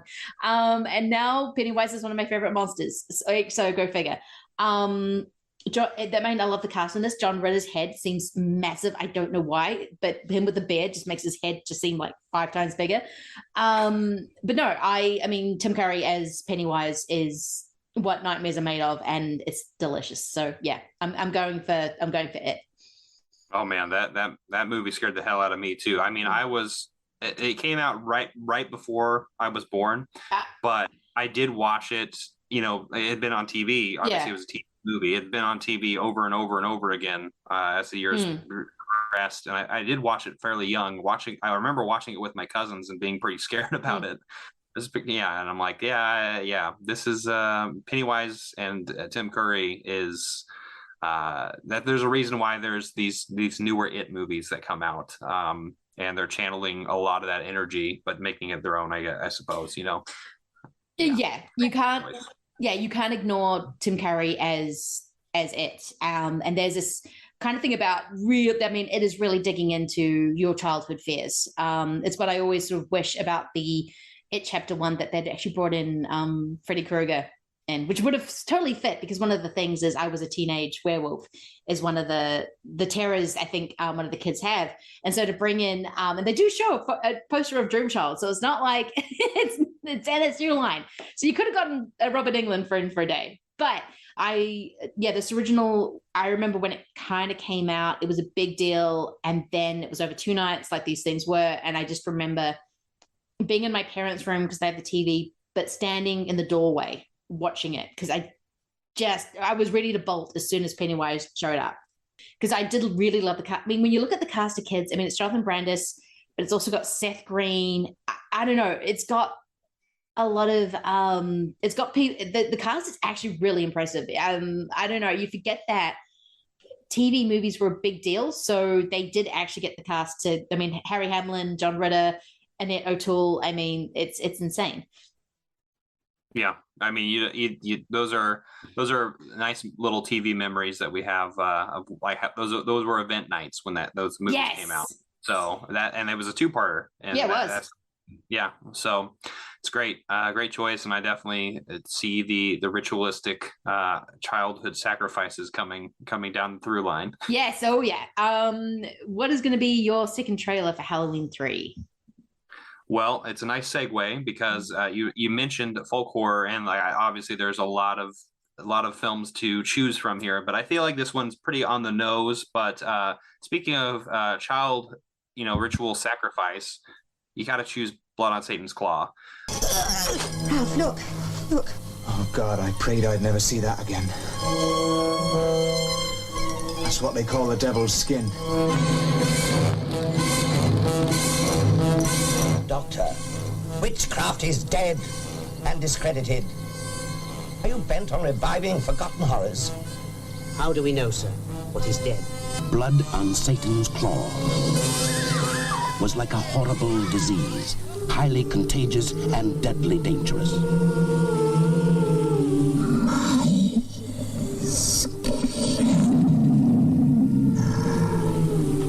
Hail, Behemoth, spirit of the dark, take thou my blood, my flesh, my skin, and walk. Holy Behemoth, father of my life, speak now, come now, rise now from the forest, from the which is a fantastic movie to pair with Halloween 3, I think. If I didn't choose it, I was going to be choosing that movie, so I'm so glad you did. It's perfect. It is perfect. Yeah. It is witchcraft. It is hairy backs. It is a wild movie. I really do love this movie a lot. I mean, that ritualistic sacrifice scene is intense and insane and absolutely terrifying. These kids in this movie are terrifying. And I actually have only recently just watched this for the first time when I was watching the Folk Horror box set. I bought this film because I'm like, they talked about it so much in the documentary. And so I wanted to watch this movie, and I'm so glad that I have, because it's like a nice mixture of the folk horror plus like a Hammer film. Yes. And I love that combination. And yeah, I mean, obviously when we started talking about this Halloween 3, I'm like, sacrifice, childhood, blood on Satan's claw. Yeah, that's immediately what came to my mind. Either that, or I was thinking The Witch, or I don't want to get into too many other, folk horror. Wicker Man's like one of the more obvious ones, but that's that. We got to summon some kind of ancient deity. That's what we want to do, right? That is pretty much it, and that is what they pretty much are doing. And going back to our folk horror episode we did on All the Haunts Be Ours, in that amazing documentary, Woodlands Dark, they do talk about the unholy trilogy of British folk horror movies, which is Wicker Man, Witchfinder General, and also Blood and Satan's Claw. So if you're going to be watching any three British folk horror movies, those three are the main ones, and they do talk about them a lot for good reason. But yeah, that's one of the first movies I thought of when I thought of Halloween 3.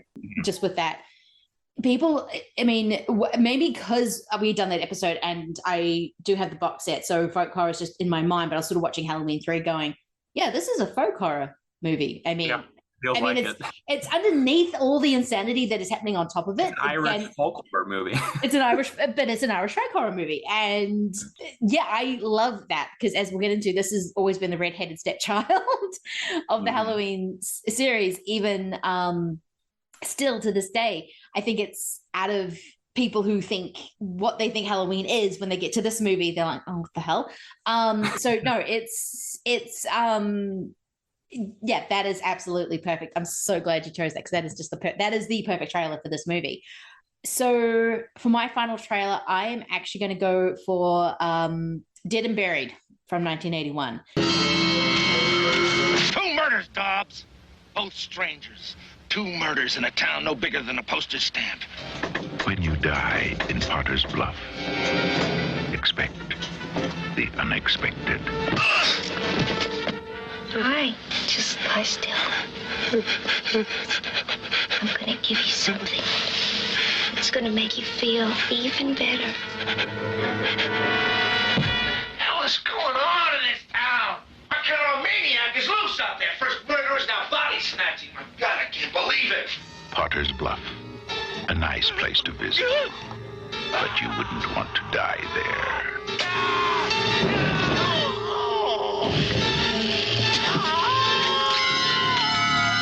Professional opinion. Speaking of creepy town, you don't quite know what's happening.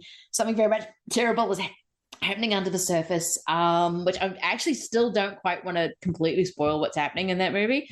I haven't seen it. Don't. Oh, I'm not going to. But it also stars Jack Albertson, who played Grandpa Joe in Willy Wonka, and he's also up to no good.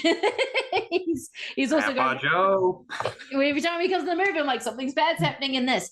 But no, the town in Dead and Buried is one of the great creepy towns. It's kind of like Halloween 3 in a way where everyone's just staring at you and you don't know why. And then when you finally get to the twist, it is horrifying as it is as beautiful. And I absolutely recommend seeing this movie if you haven't. I think it's one of my favorite horror movies. I've got the Blu-ray somewhere in there. It is absolutely, go see Dead and Buried, because there are images in there. Speaking of actually Robert Englund, he pops up in that one as well. And it is a amazing little horror movie that it's kind of, there's been amazing releases especially with Blue Underground and everything like that. But it's one that I would love to get more attention on it, because haunting, it's very haunting. Well, I look forward to watching it, and I'm going to be thinking about Halloween 3 and Blood on Satan's Claw and all these movies this entire time when I'm watching it. But also, I just love a good town where everyone's just staring at you. Oh yeah, I mean, because you feel like a goldfish. Okay, getting into Halloween 3, Season of the Witch.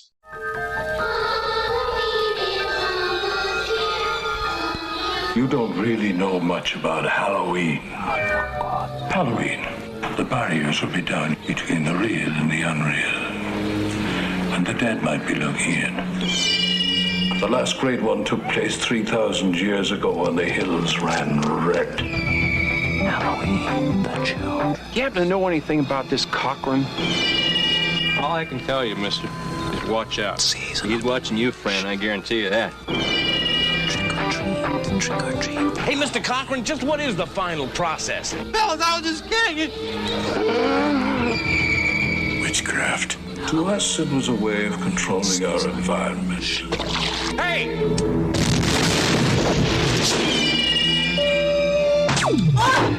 Where are they taking her? They're taking her to the factory. I want a mask. Can I have a mask?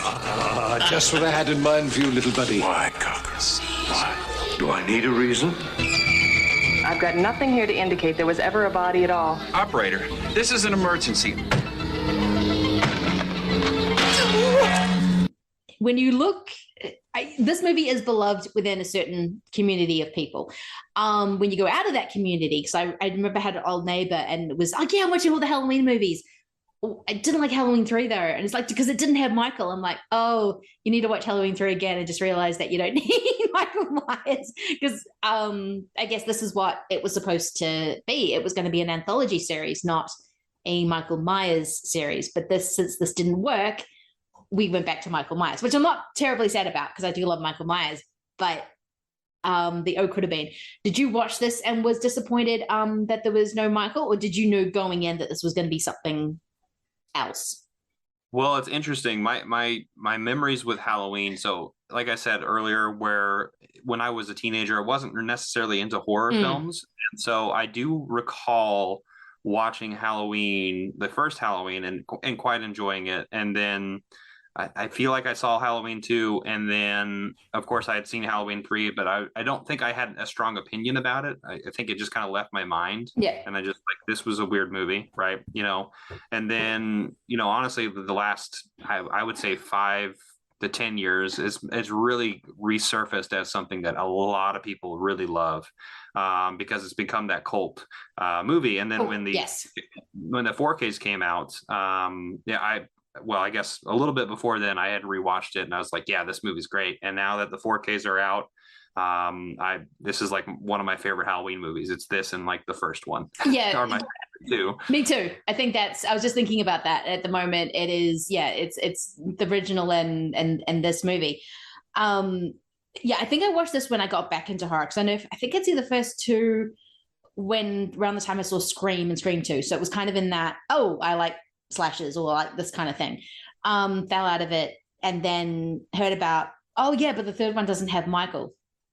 But there's this guy called Tom Adkins who's just the biggest man whore around, and it's amazing. So I kind of had the sense of, okay, this is going to be a strange movie, and then went, oh wait, this is actually really fun. This is an insane movie, but it's got this really amazing, because we sort of talked about how Willy Wonka has this accidental dark undertone because you're reading so much into the things they're just not showing.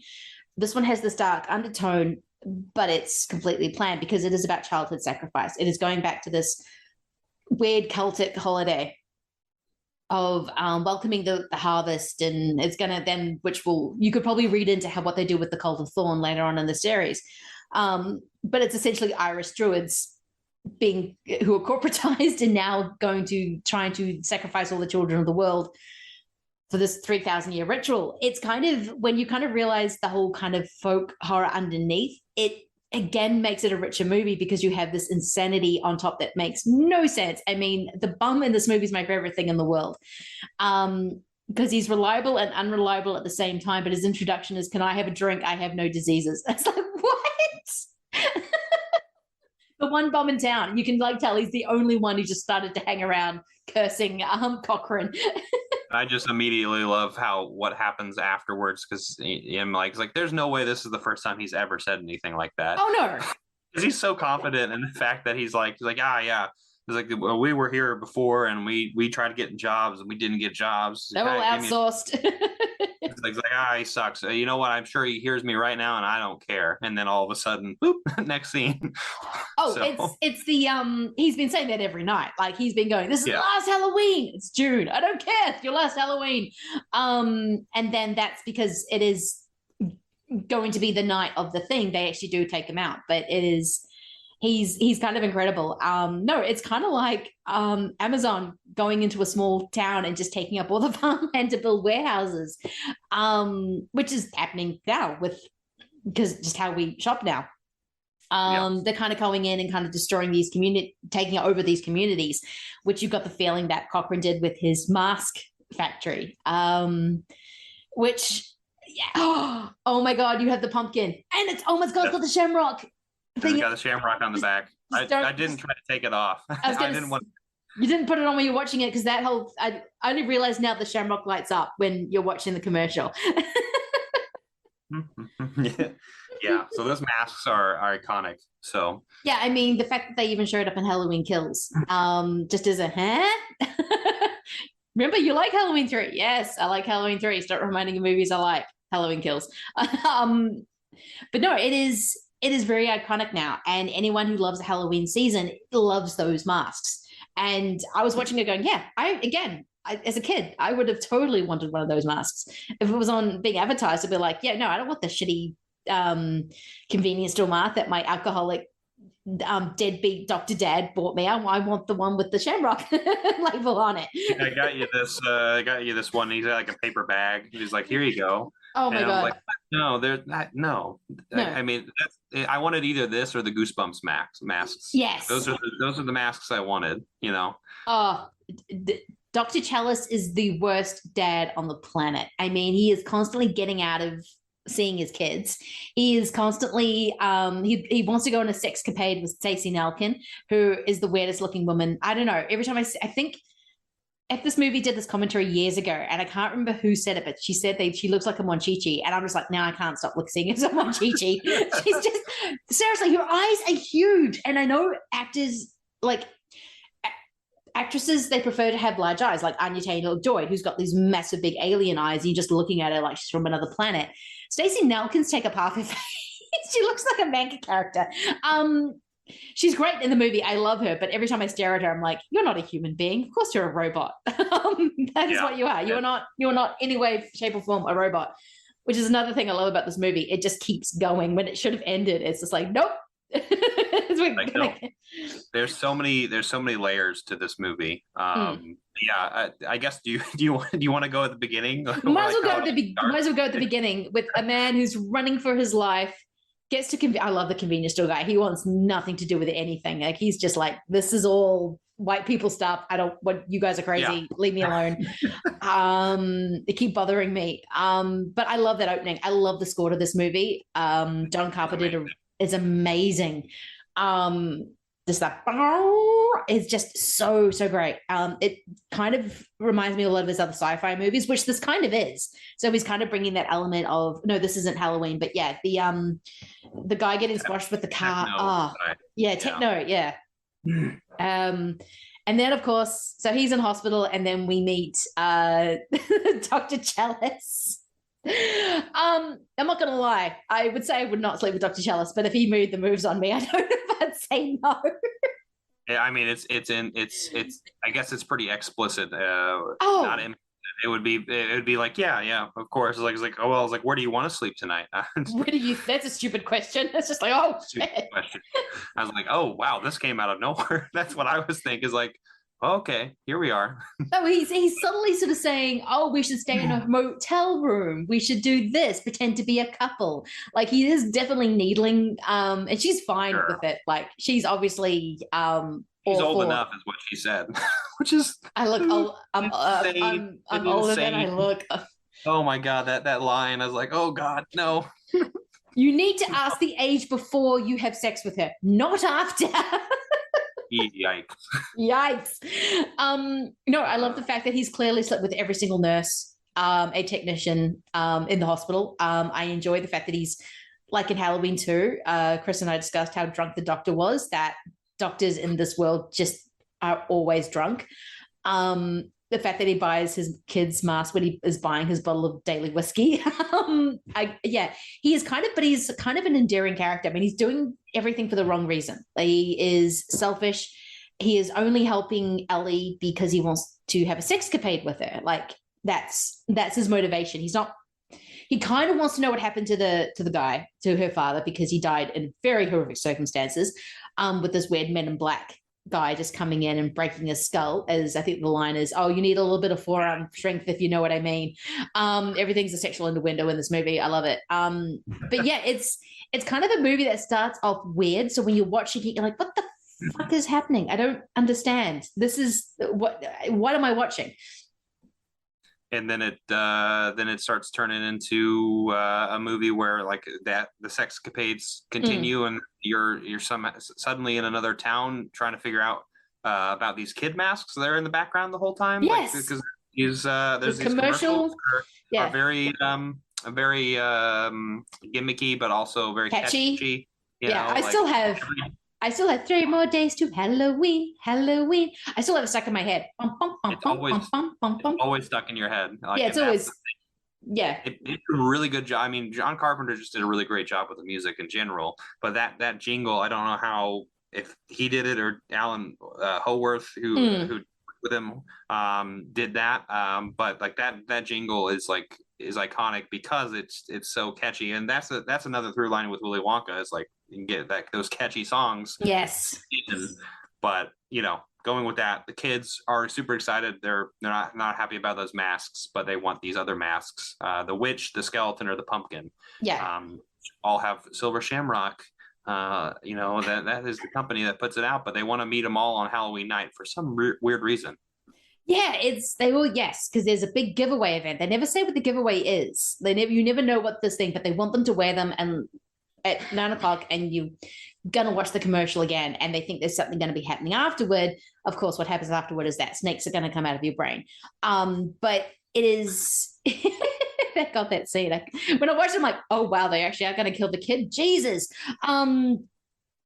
It is just this kind of, you don't think they're quite going to go there, and it does, but there's this amazing, and kind of goes back to the music. There's something witchy about it. There's something witchy about it when Willy Wonka sings in Willy Wonka, when he's singing Pure Imagination. He's almost putting the kids under a spell, almost, for them to go, well, he's getting them to eat edibles so they can go on the boat. But in this one, it is kind of like a spell that just keeps getting repeated throughout the movie. And when you find out, oh no, these guys are witches or druids, or actually the druids, that makes complete sense, because it's all part of this ritual which they're going to. And I love when you're in the room when they're about to kill this little boy, who's actually not that bad. He's just, you tell he's excited about the thing, but he's actually finding all the other factory stuff boring because it's adult stuff, which, as soon as that ad comes on, he puts on the mask. Like, no one has to tell him. Yeah, he just knows, because he's been watching it so much, and he's been put under that spell, which is what every child has. Yes. Because even when the kids got their new masks at the beginning, they're like, oh, hey, it's on. So they put on their masks, and then they simultaneously looked at their mom when she says, turn that down.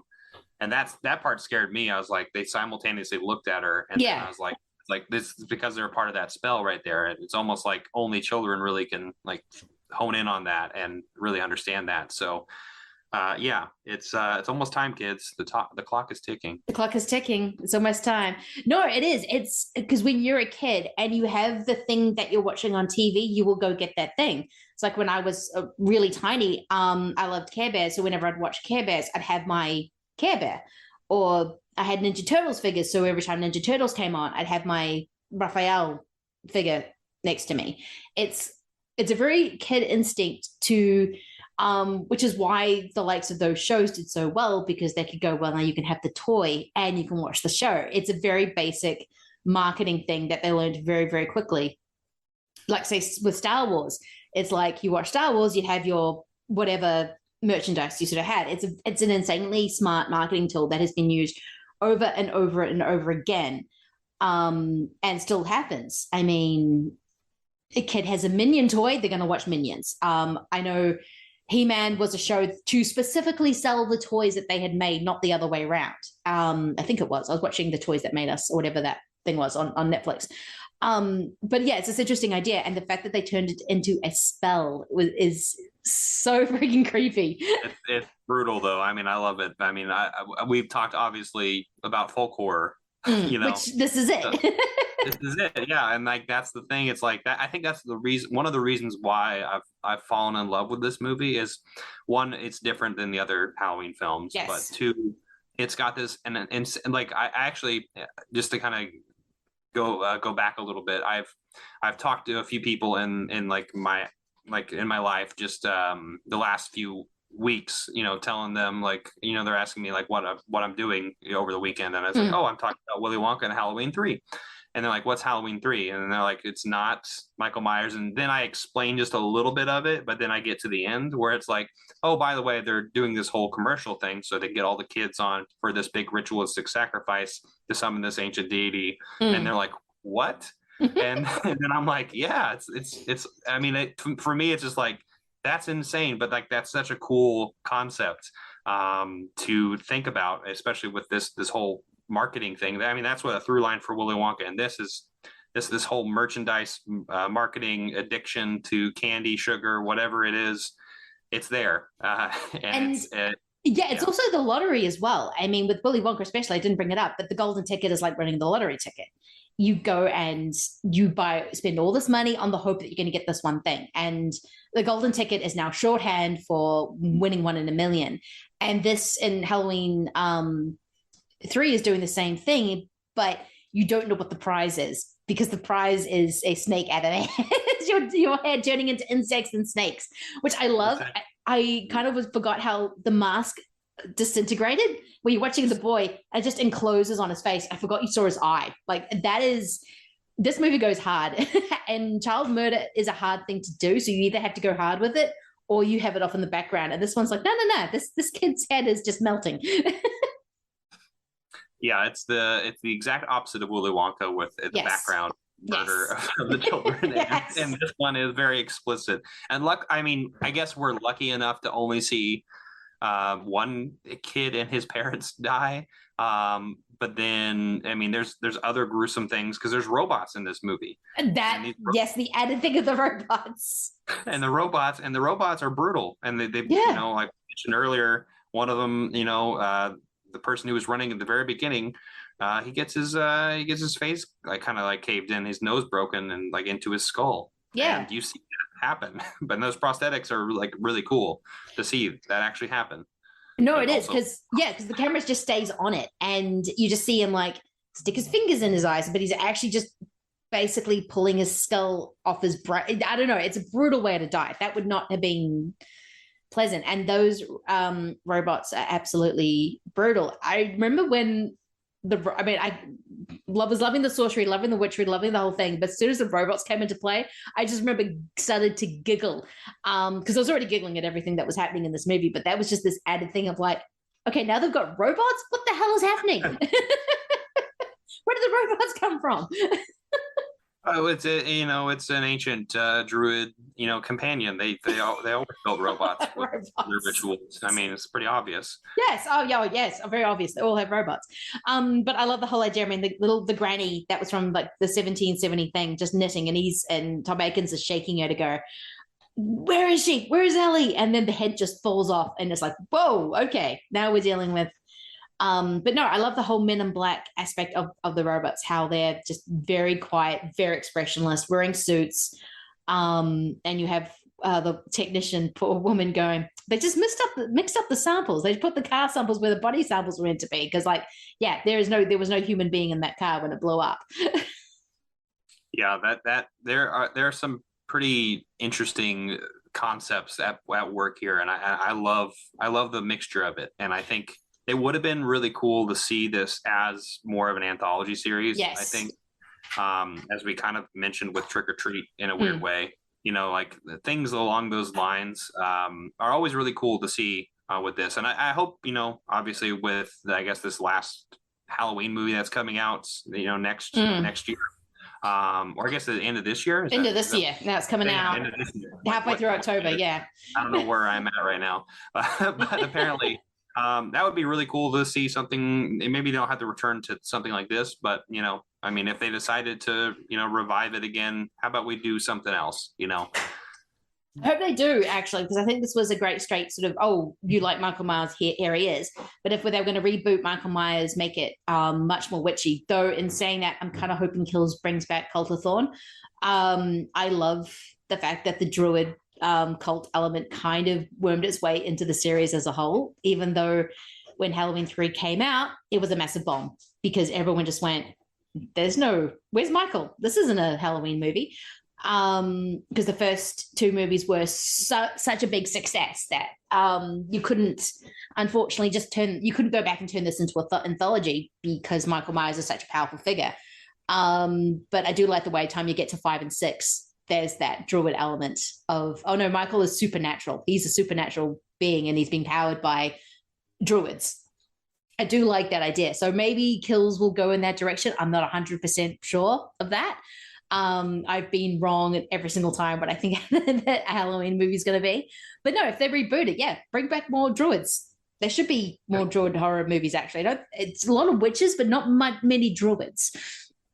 Yeah. Well, I guess Hollywood's now. Well, I guess that Hollywood's always kind of been with the idea of like the feminine is the. I mean, I think we talked about this. We did, yeah.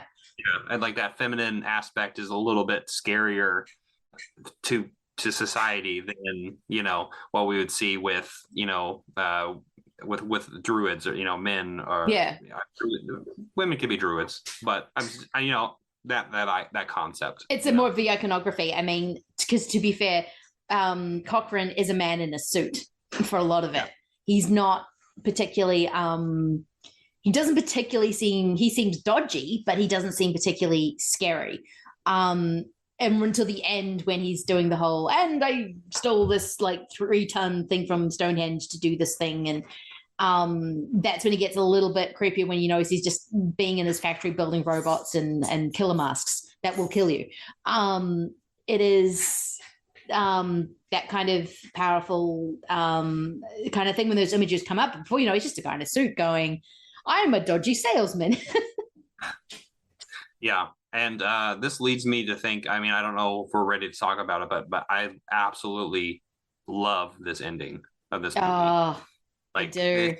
That ending just, it takes my, like, I don't know, it takes my breath away every time I watch it. I was like, Yeah, it's you don't know if he's done it or if all the children are dead, because I love the way that when the first commercial stops, goes to the next channel, commercial stops, and you don't know if that third one is going to stop in time, or because he knows his kids are watching it. This is the kind of the time when he's actually thinking of his kids. He's like, oh no, they have those masks. They are absolutely they are watching this commercial right now, and they are switching the channel. And so when he's screaming, you don't know if any of the kids are going to make it. It's a horrifying ending. And there's, I mean, that's the thing is like, and I've had this conversation with so many people over the years of, I mean, it's not just this movie, but you know, unambiguous endings really bother some people. Yes. because they want some kind of closure with things. But I'm the exact opposite. The more if it's less clear to me what's going to happen at the end, like I'm more interested. Like it stays with me. I don't know. That's the thing that's like, okay, this movie, there was something like the way this movie ends is like, wow. I don't actually think that they stopped it personally. No, I don't think they did either. But like, it's like, but did they? And that's the thing that, that question is persistent. And that's why I think this movie, besides the fact that it is something outside of the realm of what the other Halloween movies are, I mean, there's so many cool elements about this movie, and that bleak ending is just another one. Yeah, especially when you look at the other Halloween movies. Now, you can never kill Michael. Michael is always going to come back. But the end of each Halloween movie, he is vanquished for that particular moment, except for the first one when he disappears from the lawn after Loomis shot him 6 times. Sorry, I'm going to keep that going through the whole month. I just love Dr. Loomis running around screaming, "I shot him 6 times." But there's still a finality to the end of the movie. Michael's in a well, he's been burnt to death, something has happened to him where he's not going to get up again until the next movie. Halloween 3 ends on, they're going to kill all the children, and they probably did it. I know the guest, Hayden Gilbert, who's also a short story writer, did come with this amazing idea. I think he was talking about it on Cobwebs when he wanted to write a sequel to Halloween 3, talking about the fact that there was this missing generation of people, that they kind of, the population has just been decimated because everyone was watching this commercial, wearing their mask, and they're just dead. So there's what would the world look like after this event? It sounded like an amazing idea because there is so much you can play around with. It suddenly just turns into this almost Children of Men kind of scenario almost. Everything's just falling apart. Another terrifying movie. Yeah, another terrifying movie. Because that one just went too real. It's like, that's actually what would happen. You need to stop it. I need a little bit of Tom Adkins running around. I need some robots. I need some doctor robots and and some crazy masks. Yeah, I need some flourishes on the thing before you go to completely bleak, which I think this movie ends on. I think the whole process, which is why I actually really love Tommy Lee Wallace as a director. It's because I think he's really good at understanding, you need the frothy top like he does in it, and he definitely does in this movie. And it's the process of and Halloween 3 is the process of stripping that frothiness away. So when Tom Adkins realizes he's in too deep, is because they keep saying multiple times they're going to leave, but something always stops them. Like either one of them goes, "Oh no, we need to figure out this." Tom Adkins like, "Well, no, I haven't fucked you yet, so we need to stay in the hotel room." The process keeps them making them stay until it's too late and they can't.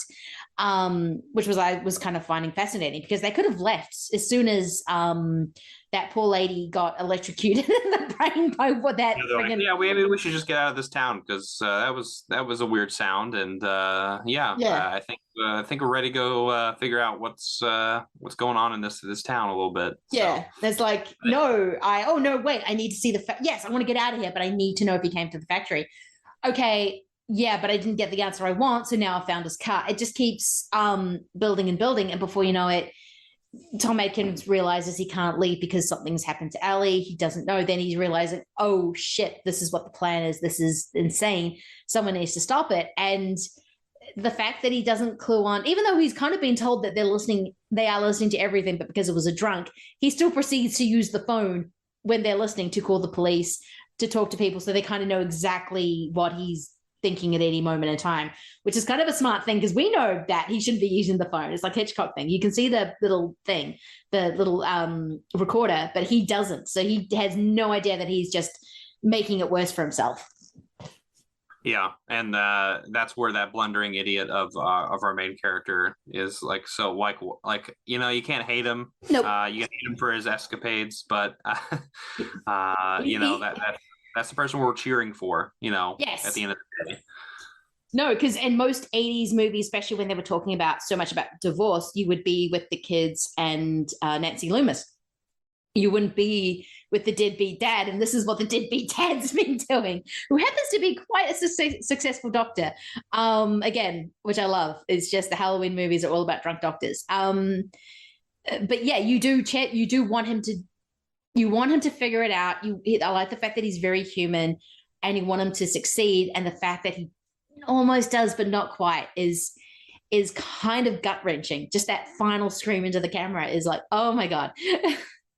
Yeah, I mean, even with, Stacey Nelkin's, like, I remember watching it the first time and seeing her come back, but like not herself, that also like bothered me, because like you would be traditionally, you'd be used to like, oh yeah, she's going to be the final girl, or, somebody who's going to be there at the end, and then doesn't happen to be that way because it's such a bleak ending.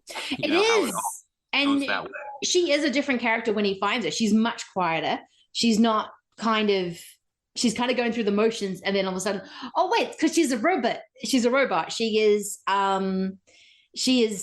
literally been Willy Wonka'd away and turned into a robot. There we go. We're back to it. Yeah, because you don't see exactly what happened to her. All you see is the end result, and it's just her arm, her detached arm, still trying to strangle Dr. Chalice, and it's again, that moment is so insane. You don't realize how dark it is because you're forgetting that. Wait, so what actually happened to Allie? She dead. She dead. She's very dead. Yeah, most likely. I think this. Yeah, I don't know if you have anything more you want to say about this one in particular, but I cannot stop thinking about the similarities between both these movies. Oh no, it's kind of amazing. It's kind of like this factory being used as this one major economic source in this one town, because you just got the feeling that this town isn't doing as well as it could be in Willy Wonka, because Willy Wonka outsourced his staff or used slavery as it really is with the Oompa Loompas. You've got, again, Cochrane being this magician who is, again, making his own staff. They keep saying he's outsourced it. No, he just made his own stuff. He just made some robots, and it's kind of like, have you ever seen The Black Hole? Disney's Cauldron? But no, it's a spaceship one. It's set in space by Black Hole, and then you realize there's this mad scientist in the ship who's pretty much made his whole crew robots. Oh no! It's kind of like awesome. that. Yeah, it's not as exciting as you think it is. It's quite slow, but the cast is amazing. So Anthony Perkins and Robert Foster and a few other people. You're just like, I'm already wow, yeah. But yeah, it's sort of same idea of he just built his own workforce, which would, I guess, keep costs down. But this factory is this main economic force, but you don't know what's happening in it. The fact that they will purposely or not purposely screw up orders, so people have to go to the factory for probably more sacrificial kind of things. They've set up this whole system where things go in, nothing really goes out except for the masks, and it's this whole big kind of, it's very ritualistic.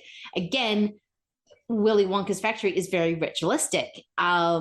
Both are very ritualistic movies. I think Halloween 3 is much more on purpose than thing. But yeah, you're right. These movies are so similar, but in completely different genres. Yeah, the word I would describe this whole entire thing that we're looking at is it's a good snackrifice. Yes. Yeah. Yeah. For all the candy related things, with Halloween, and also, the fact that this deity needs to eat children. It's a snack. Yes.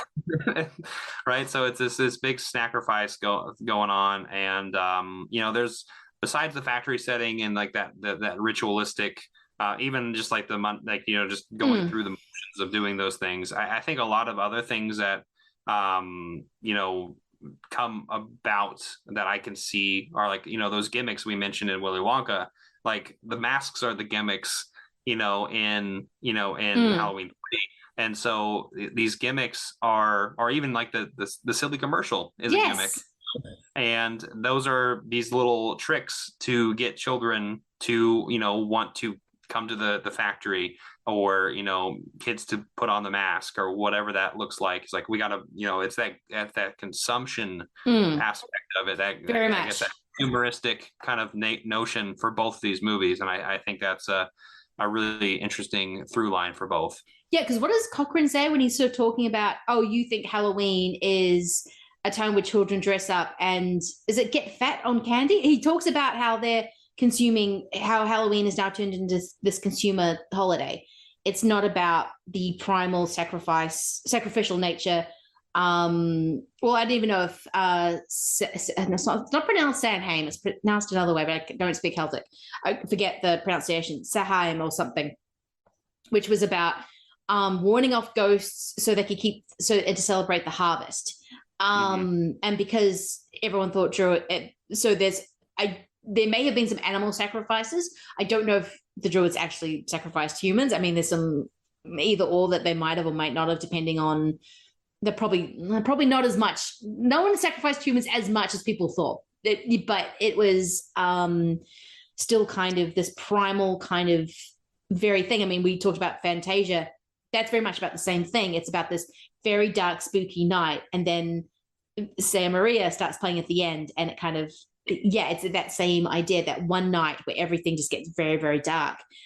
And the way Cochran talks about how it's turned commercial with this dripping disdain in his voice, like they get fat off candy or something like that. So it's literally like, oh, you're feeding the animal before you slaughter it. You're fattening it up. Like Hansel and Gretel, it goes back to that folk horror fairy tale kind of notion of it. And I will say this is much more deliberate because within Halloween 3, it's very much in the text of it. But they are essentially almost the same movie, except one's singing 3 More Days to Halloween, the other one's singing Candyman. But they're both that Pied Piper kind of call to, they're like working as a Pied Piper almost. Yeah, and that's another thing too, is the music. Both the music and, I mean, obviously there's those gimmicky songs, but there's also the background music in both are, super, specific to the films themselves. One more like a sci-fi kind of slasher horror movie with that, and then the other one's more of like a triumphant movie that's like oh, it's this downtrodden kid like going through this journey, doing these good things. But both of the music in both these films are just so iconic. And I love that, and so important to the plot. I mean, the golden ticket music is used way before they start singing. We got when him and Grandpa Joe start singing that song. Na, na, na, na.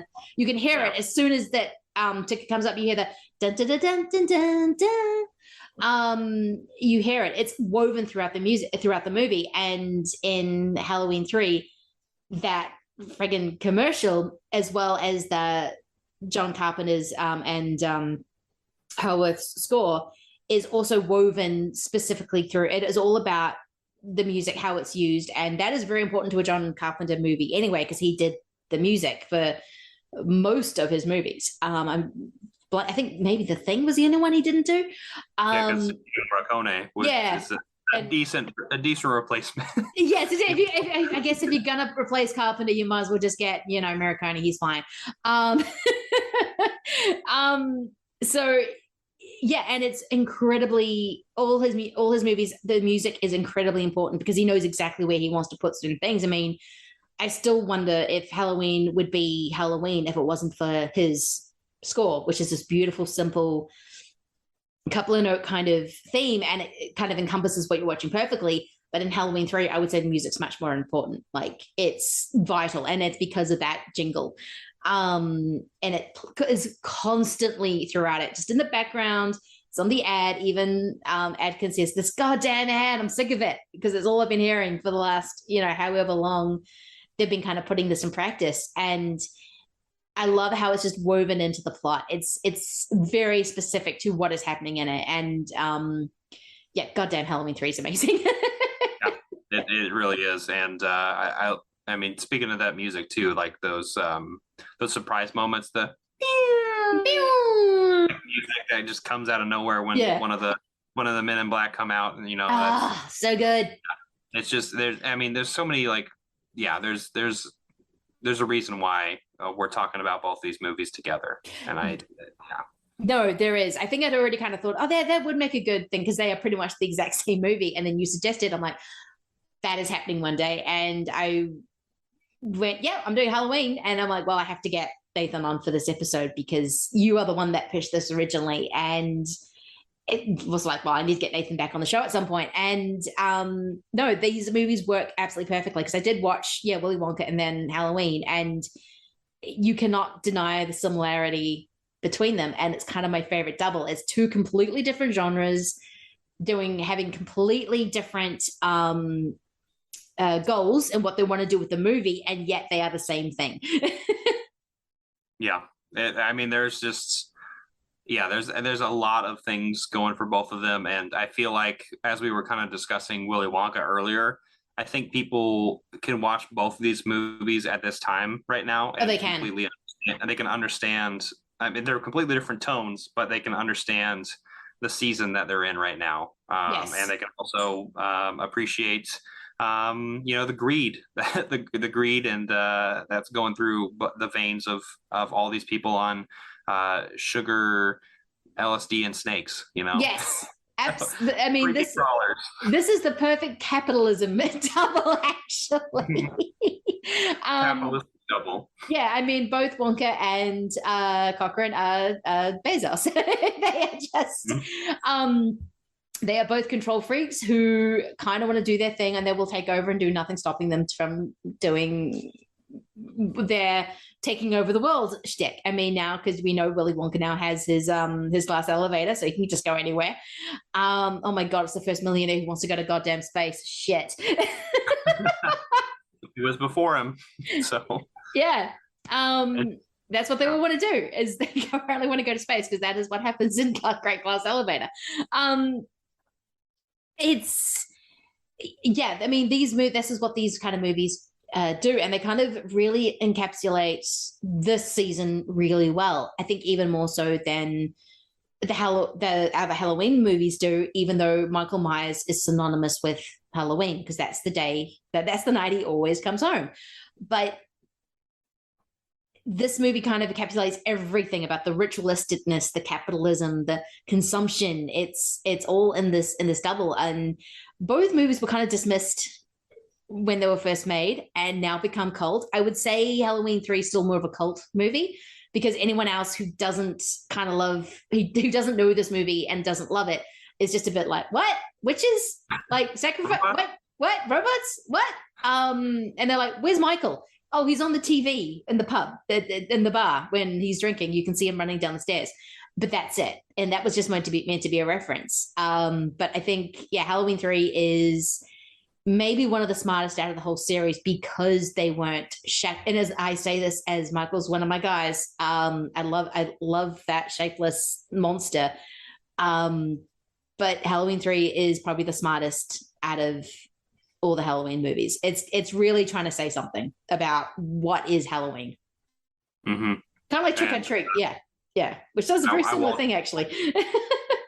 And I won't bust into "This Is Halloween" song. So, but that's immediately what I started thinking when he said, "This is Halloween." This is Halloween. Like, yeah, it really is. And then I'm like, dun dun dun dun dun dun dun, because that is forever what is Halloween is. Is that freaking jingle?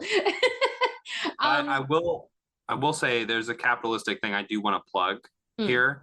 And both of these movies, if anyone who's listening to this do not own it, please own these on 4K, because both of these movies look stupid good on 4K. I just got to say that to people. I watched these because I have them both on 4K. The one from Scream Factory, and then just the studio version for Willy Wonka. But oh my God, they look so good.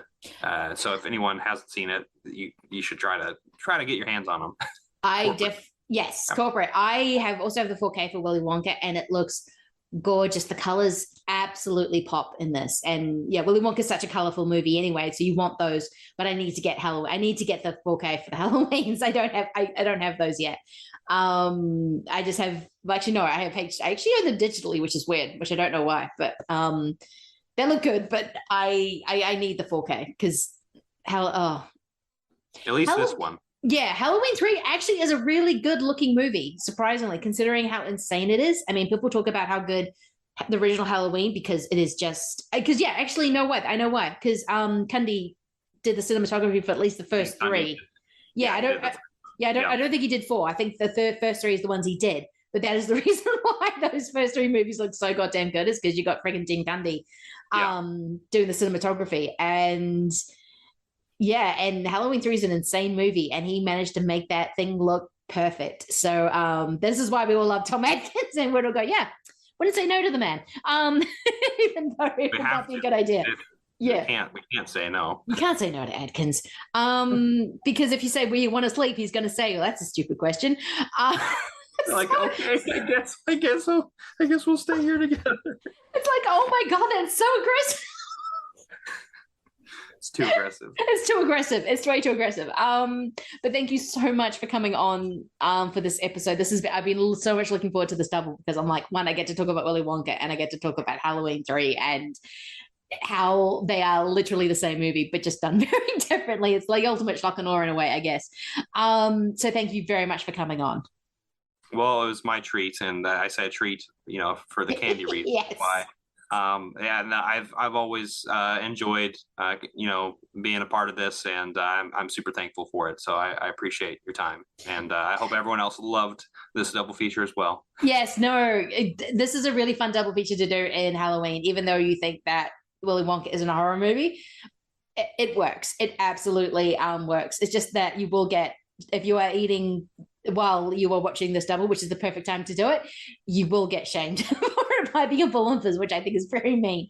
But no, before we go, please tell people where they can find your good work. Yeah. So I'm on YouTube. My name is specifically Blu-rays with Nathan Jones. I actually changed my name. Yeah. So it's a little bit more me, but I talk about film, usually physical media related things. That's why I plugged those 4Ks at the end.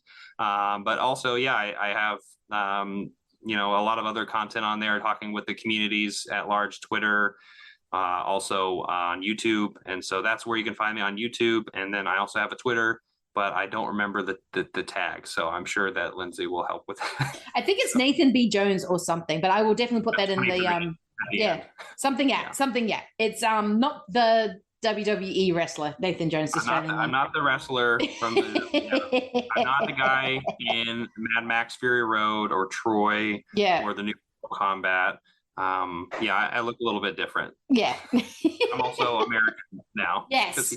Yes, he's Australian. So. He is Australian. He always pops up. I'm like, oh God, that guy again. And like, oh, it took me ages to realize, oh, that's actually Nathan Jones. Okay, now I can actually put the name to the face. I've watched him in many, many things, only just now realizing that big, huge, giant man is also called Nathan Jones. But no, please give us YouTube a watch. It is always a great show, especially with if you love anything Indicator. Indicator's always very heavy on, which I am a big Indicator fan. I spent far too much money on that company. So which is, I'm just like going, oh God, I am going to get that friggin' what is it? It's not Columbia Noir. It's the other one. They did a Universal. The Universal Noir is coming out soon. Yeah. Yeah, it's coming out soon. So I'm like, I'm probably going to get that. I said I wasn't going to. Then I went, yeah, I'm going to get it. It's just like, it's going to happen. I've got Robin Hood, Sherwood Forest Hammer in the mail. It'll be here next week. So yeah, I need to get that as well. I know I've got a few other things like the in December they've got the Mexican wrestler movie. I know what you're talking about. Yes. They are releasing a lot of classic Mexican movies, which I am loving. So I will probably get everything they do on that, because one of my favorite releases of, I think this year, was actually the La Llorona and the Phantom of the Monastery. Absolutely great movies, and they look beautiful. So yes, please watch Nathan Blu-rays with Nathan Jones, or the Nathan Jones Show, because it's a good channel. And thank you so much for coming on. This has been absolutely fantastic. And yeah, we've got more Michael coming up. So next time Michael Myers is coming back home for Halloween. So we will be back with another Michael Myers double. All right, thanks guys. Bye.